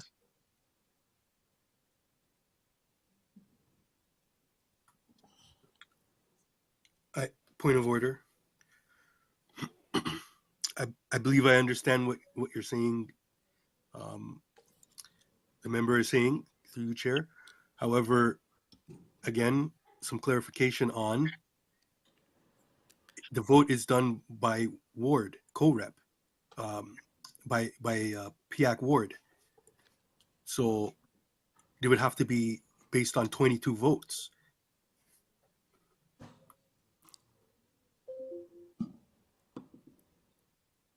Folks, I'm just going to take a 5-minute recess because I actually want to make sure that we have this process down and we're not going to get. Sorry, point of order. We are debating and stuck on the withdrawal of a motion. Like, I think we've really lost the thread. Okay. Andrew, did you ask to withdraw the motion before it was seconded?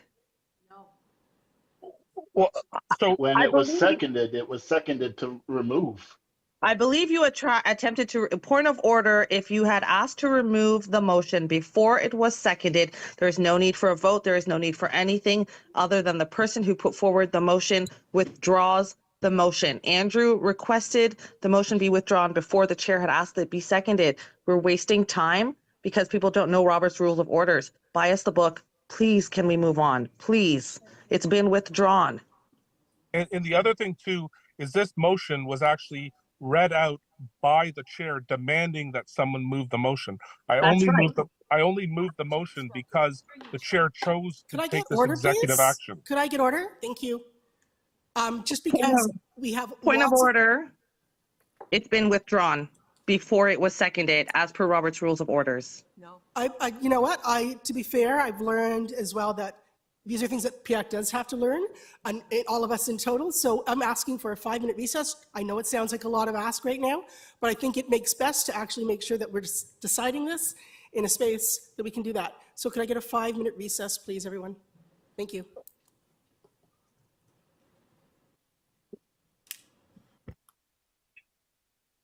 Recording stopped.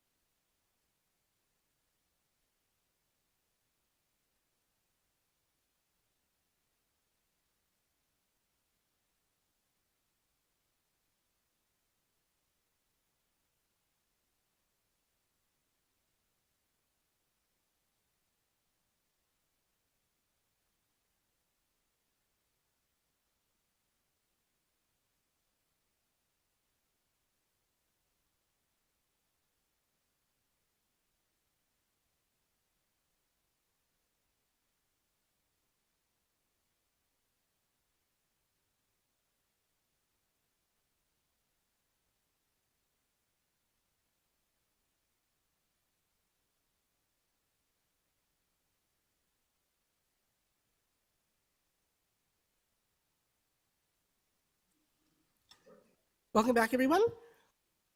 So we're working with, if there's any objections to this being withdrawn, Recording in progress. please indicate. If there are no objections, we're moving on. This motion is withdrawn. I see hands up, but those are not objections. If we can get the hands down to make sure that we're not going to cloud anything here. What it is basically we're going to withdraw. If there are no objections, we are going to withdraw this motion, current motion. And I see hands up, so I don't know if those are objections. Oh, sorry, Michelle. Just point of clarification. The motioner requested that the motion be withdrawn. So the chair is proposing that if there's no objections to the motion being withdrawn, then the motion is withdrawn.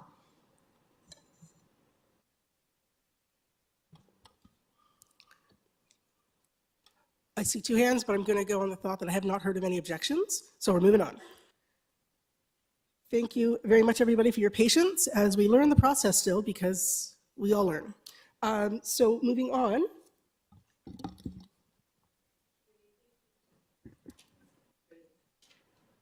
Thank you, Zena. So we are moving on through our working group reports, and next up will be the school council working group, support working group. Okay, gonna make this quick. We submitted a report. Everybody can view the report. Just a couple things. We want to thank the PCCEO for quick work on the website recommendation. Thank you very much. We want to thank the superintendents for meeting with myself and Gordon. Everybody heard what they had to say. The one thing we do want to do is we want to present the school council survey that went out. Crystal, are you still okay to do that?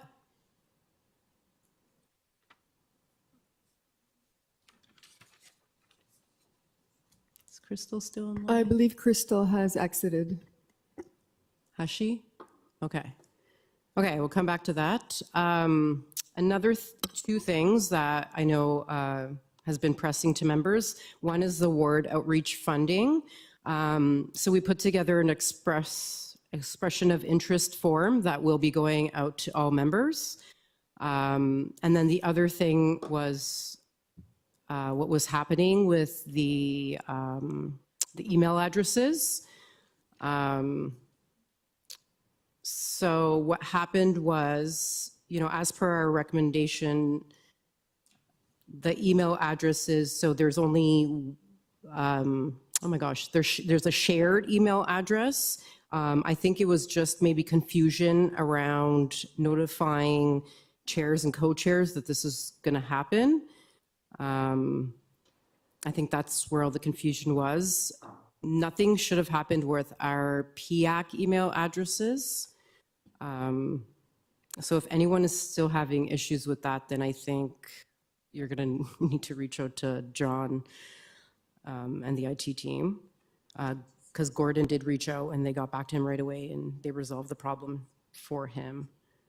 I guess that's it. I guess we'll go through the school council survey, and bear with me because I wasn't prepared to do this. All right. Latha, if you don't mind putting it on the screen.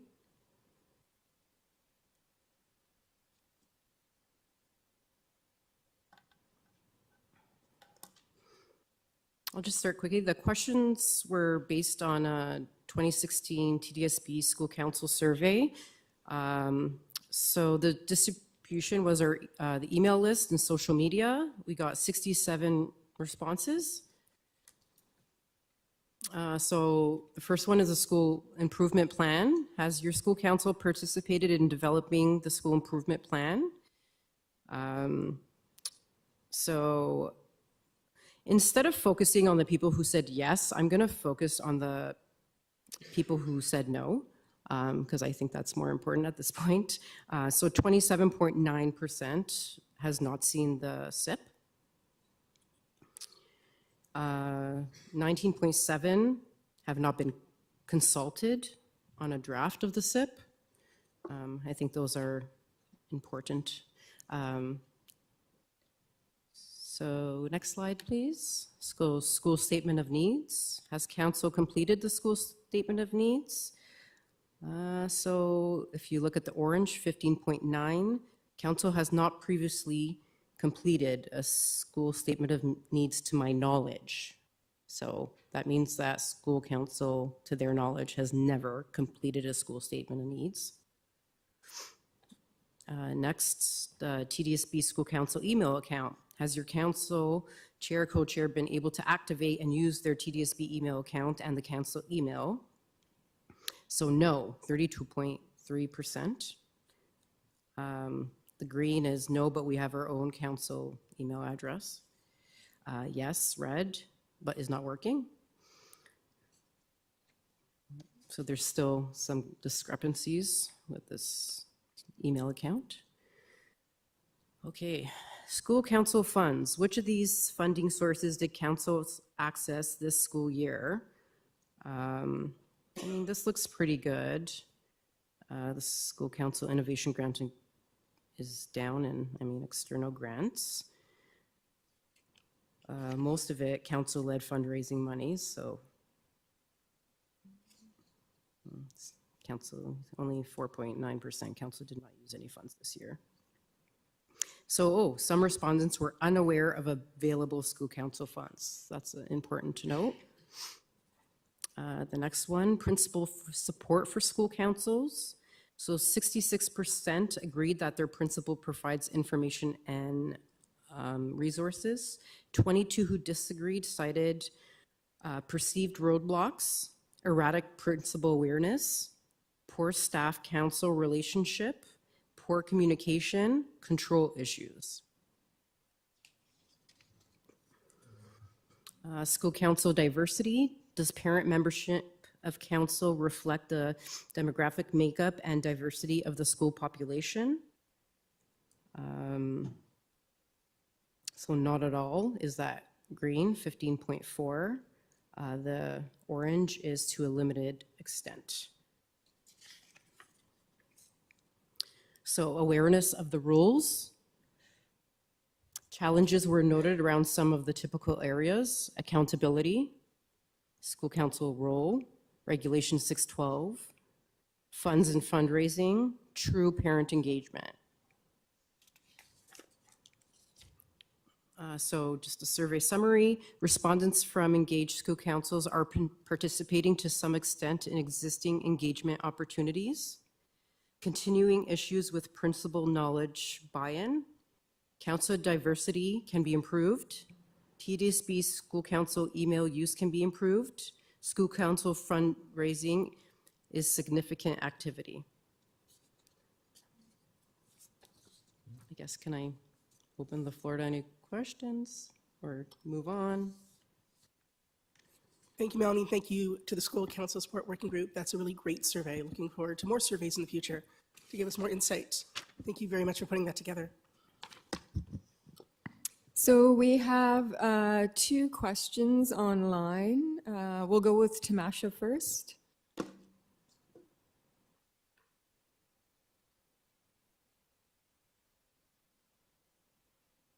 Tamasha, is this a legacy hand or do you have a question? Okay, we'll move on to Alice, please. Go Sorry, ahead. it was legacy. My apologies. Okay, thank you. Alice, you're up.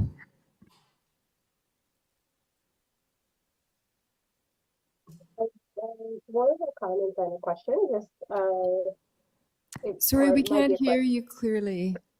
Sorry. Okay. Okay, sorry. Let me see. How about there? No? That's better, yeah. Yeah? A bit louder.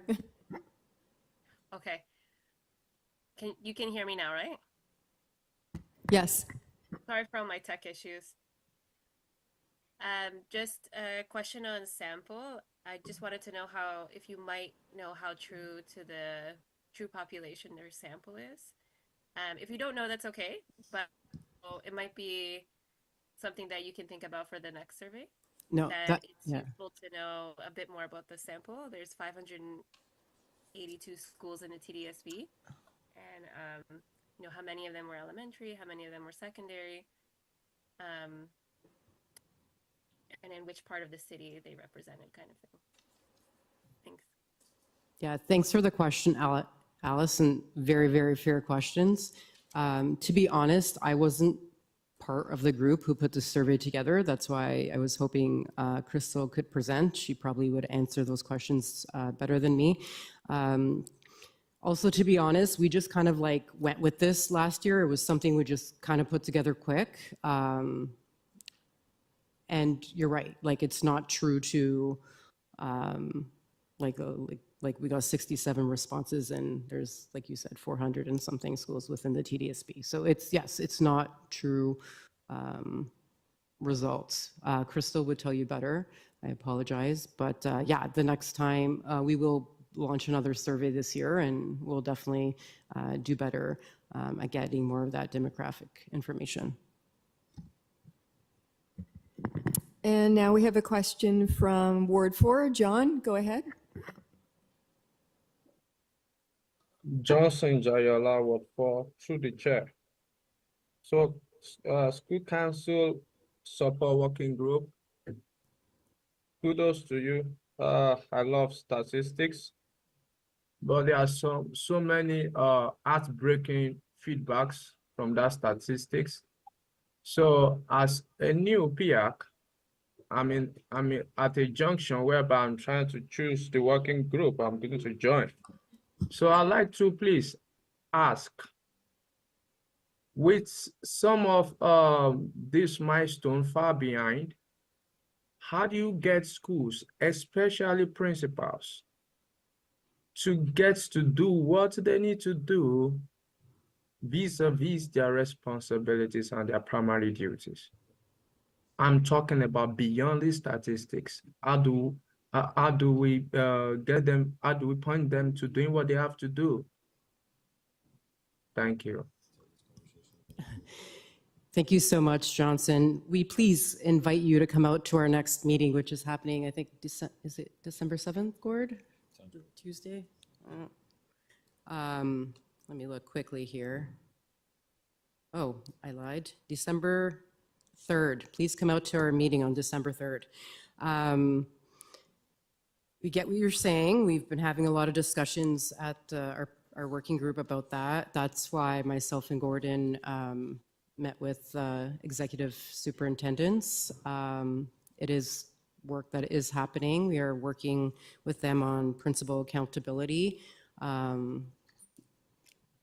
want to say we've made some steps, and you know they told us at the beginning of the meeting of the steps that they have taken and are starting to take. But you're right, there's still a lot of work to do there. Great, thank you so much, Melanie. So we're going to move on now to our next working group, which is the Special Events Working Group. And I apologize, before we do that, can I get a motion on the floor just to extend our meeting 15 minutes, folks, 15, that's it. I put forward that motion. Thank you. I second the motion. Thank you. Okay, thank you, everyone. So just a couple things to point out first. We thank you, Andrew, for being the acting co-lead until we were able to fill that position with Tanya. So Tanya is now co-lead alongside with me for the events working group. So welcome, Tanya, and thank you for taking on that task as well. And with that being said, I'm going to hand that over to Tanya to speak to a report. We don't have one. We just had a meeting last night and we weren't able to get one generated. So we're just going to speak and then we'll submit our report after. And Tanya will be able to provide that those details to you. Tanya? Excellent. Thank you, Nadia. So just a quick update. We are on schedule. We have our budget approved for the event. We have decided on topics and the layout of the program. We have decided on the invitations and who exactly will be invited. So this year's focus will be, the invitations will go out to school council chairs, those lists that were distributed by LATHA to each PIAC ward rep. So please we're putting a request and a reminder out to PIAC ward reps to review those lists and make sure they're updated and submitted back to LATHA with any schools that may have had elections after the survey was done, or update this list with emails, because certain schools in your wards that do not have contacts on these lists will not be able to get an invitation directly to school council. It will have to go through principals. So school councils are going to be invited. School council chair is going to be allowed up to 3 guests. So if there is a co-chair, treasurer and secretary positions, and then principal will get up to 3 guests. Should there not be a school council representative, the principal is allowed to bring up to 3 community parent caregiver representation from their school.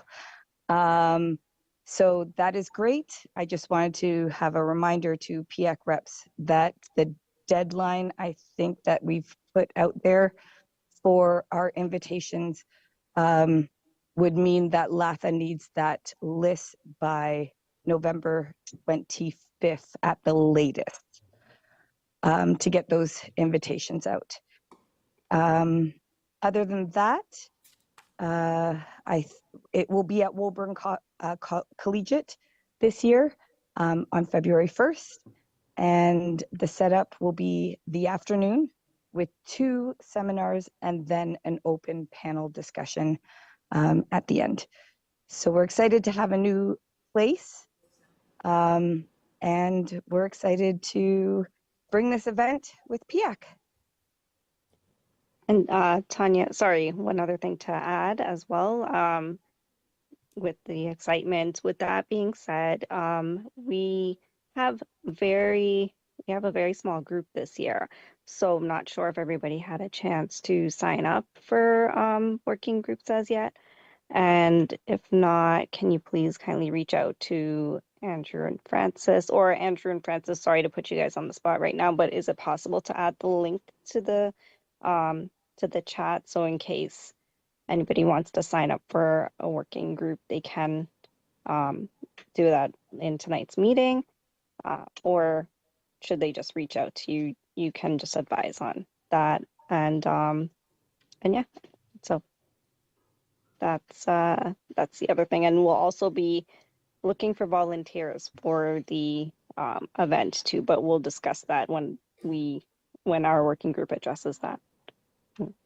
Tanya, anything else to add? Nope, I think that was a pretty thorough update. Okay, thank you. Could you just repeat the location of the event again? Oh, I apologize. It's Woburn Collegiate. It's at 2222 Ellesmere Road. So it will be in Scarborough this year. And we are discussing transportation, specifically transportation issues with the lengthy commute from the west end of TDSB areas. So we have 2 hands up for questions. First, we're going to go with Jenny from Ward 14. A quick question just regarding those PIAC reps who may also hold council, like school council exec positions, because you guys are limiting the amount of invites. If they are a PIAC rep, will the principal be allowed to fill that with an additional person? That's a good question. Is that, Tanya, is that something we should just take back to the group, or? That is a great question. And, you know, in the past, we've been the more the merrier. We feel that the numbers might be low, so it will be something we'll bring back to the group and we'll respond for sure. Thank you. And our next question comes from Trustee Hastings. Thank you for taking my call. Dennis Hastings here. Will you be allowing trustees to visit? Will they be allowed to come on site? Yes, of course. And more information will come to that as we're working through those pieces. The trustees are welcome. That's great. Thank you so much for that special events working group. All right, we will be moving on now to communications working group. We don't have any report today from the communications working group, so we will now be moving on to the PCCEO update. Through your chair, thank you very much. There were three things that was requested from this committee, from the PCCO office. One, an update on the School Council Innovation Grant. I believe Shadi is online, who will speak to that shortly. You also requested an update as to the community coaching eligibility criteria for non-board employee coaches. I've answered your question specifically in my report, so please just review my report for the answer to that question. You also requested an update on the board's draft fundraising policy. I connected with the staff, and the staff provided a written response, but is also in my report, and I'll leave the rest of my report for your review. I'd like to interview Shadi, who is online, who will just give you a brief update on the School Council Innovation Grant. Shadi, thank you.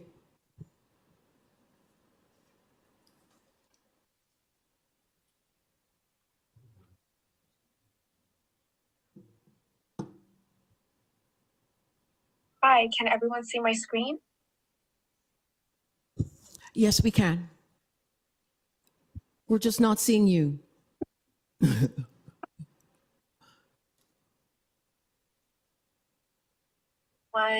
PCCEO is offering the School Council Innovation Grant again this year, and I'll be providing a brief overview of its main purpose, key criteria, and timeline. So this grant is dedicated to supporting highly innovative projects that engage parents and caregivers while building school council's capacity around the following thematic areas: civil discourse for courageous conversations, chronic absenteeism, food sovereignty, human rights, mental health and well-being, navigating technology and artificial intelligence, and early literacy and numeracy. Definitions and expected outcomes for each thematic area are available on the grant website. Applications are open until December 1st. They will be reviewed from December 2nd to 17th, and applicants will be notified of their status on December 18th. The midterm report is due by February 16th. The goods receipt is due by May 16th. Unspent funds will be withdrawn by June 13th, and the final report is due by June 20th. As always, school councils will receive reminder emails for upcoming deadlines. Some examples of eligible projects include conversation circle, book clubs, artistic expression evenings, such as dance or skits, and initiatives addressing food sovereignty, such as gardening. If there are ineligible items that school councils still wish to purchase, they may use their annual budget, which ranges from $800 to $1,500, to cover these costs or to supplement project expenses if they exceed the $1,500 maximum grant request.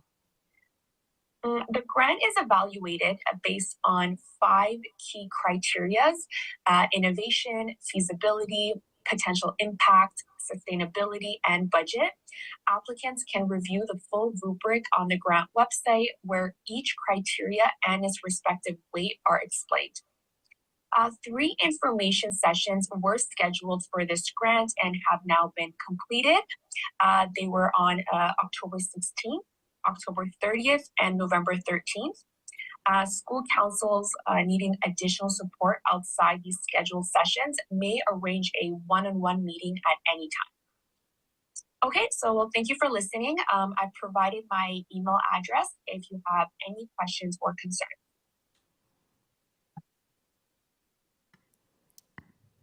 Does anyone have any questions for Shadi? Go ahead, Musa. From Ward 19. One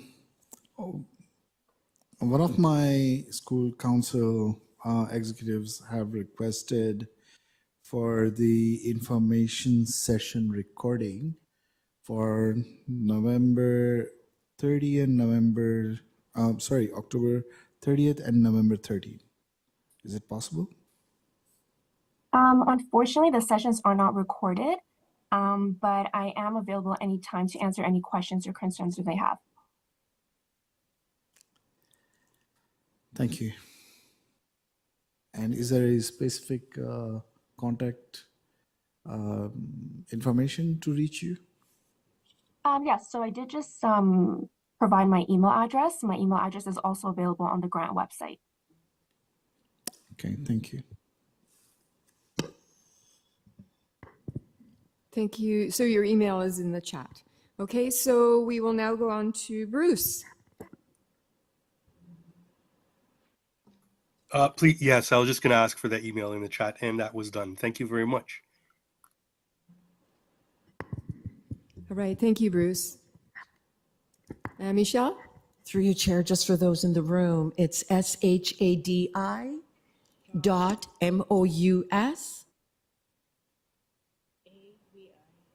SAVIZANJANI at tdsb.on.ca. Just clarifying that you got that. You okay? I'll give it to you after, before we leave. Okay. Thank you, Chair.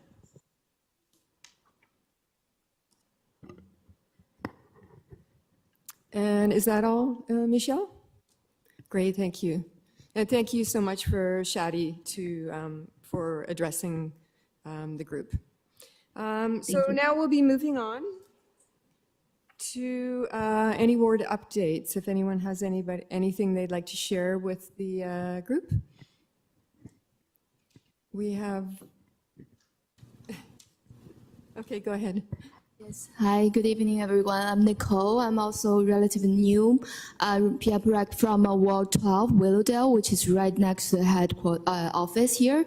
So this Saturday, in collaboration with our trustee of the ward and also Trustee Hastings online and the Toronto Asian Parents Association, we're having a celebration of Hindu Heritage Month celebration, including a lot of student performances and cultural events and also some other community activities. So I would like to invite all of you, PIAC reps, as our fellow members and any schools and anyone interested. It's like an all welcome and free entrance. And it's this Saturday afternoon, 5 p.m. at Earl Hay. So all are welcomed. Thank you.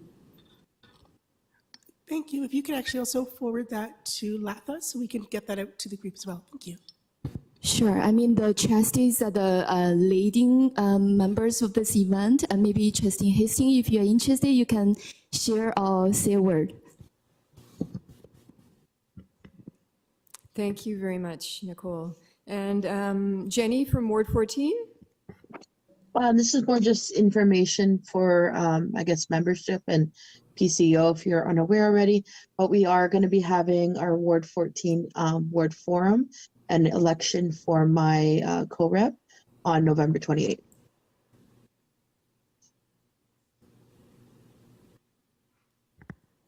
All right, thank you, Jenny. And now we'll be moving on to the CLG update, but he's not here, no. And new business, if there's any new business.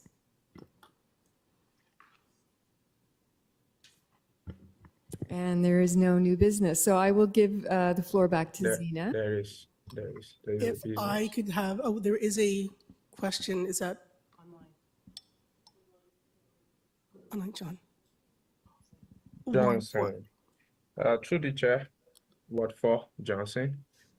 Pardon me, I'm new, but I've been a member of this kind of community before. So I believe this new business should be under what I assume to be AOB, all other businesses.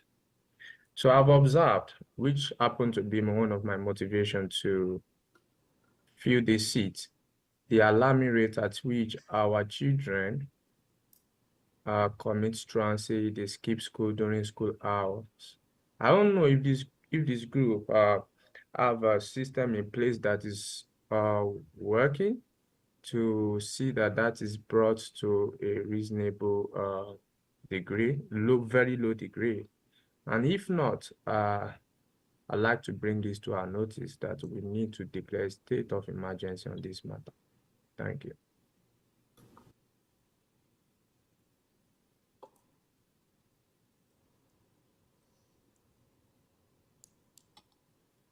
Could I just have you clarify the question again, Johnson? I just want to make sure that I was hearing it correctly. Check. All right. Pardon my accent. Let me try again. So, my question will be, I've observed, and the rate is becoming serious and alarming, at which our children skip school during school hours. Truancy. So my question is, do we have an existing system in place, because I am new, that is working round the clock to see that this is curbed? And if not, then I've come to wake us up that we should declare a state of emergency on this matter. Thank you. Thank you, Superintendent. Thanks. Madam Chair, the question dealt with students skipping class and truancy.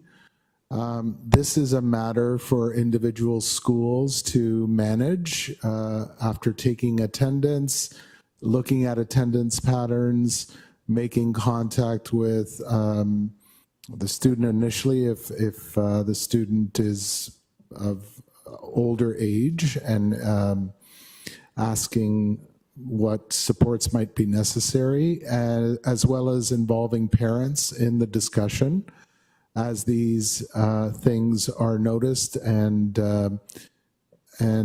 discussions happen. So this really is a school matter. We deal with these individual circumstances. When they become patterns, we engage in discussions at the school level around attendance.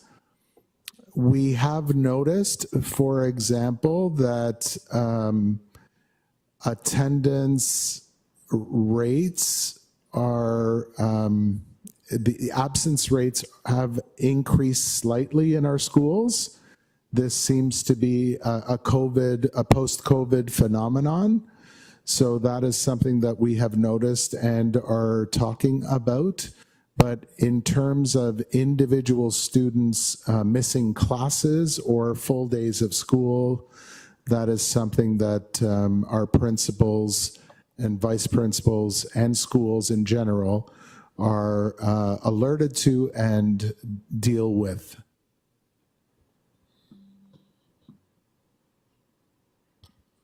Thank you, Executive Superintendent. So if I don't see anything in front of me as in hands, I don't see anything in the room. I would like, I apologize. We'll take two more questions, folks. It is close to 9:30, actually it is 9:30. So I want to make sure that we all get home soon. So again, we have 2 minutes per person. I'm trying to keep us on track. I really am, as close as I can. And after there are two questions, I will then be asking a member to put forward a motion to adjourn our meeting tonight. Thank you. Bruce, go ahead. And then we have Azim. Yes, Johnson, I understand your accent very well, as you can imagine. However, I would like to say this is a great concern to bring to, as part of our recommendations. We are a parent group. We can make recommendations to the board. That's one of our main purposes. So it's a great opportunity for you to take part that way and bring up some recommendations. Thank you, Bruce. Azim, and then we are going to be adjourning. Thank you, Chair. I just wanted to say that I'm so happy that this time the event, which is going to be held in February, is in Scarborough, because I think this is the first time that any event on a TDSB level has been conducted in Scarborough. So I feel that it is not neglected. Thank you. Whoever did that, good job. Thank you, Azim. We have a member who would like to motion to adjourn. Oh, we have at least two people, so I think that means that our meeting is adjourned. Thank you very much, everybody. Have a great evening.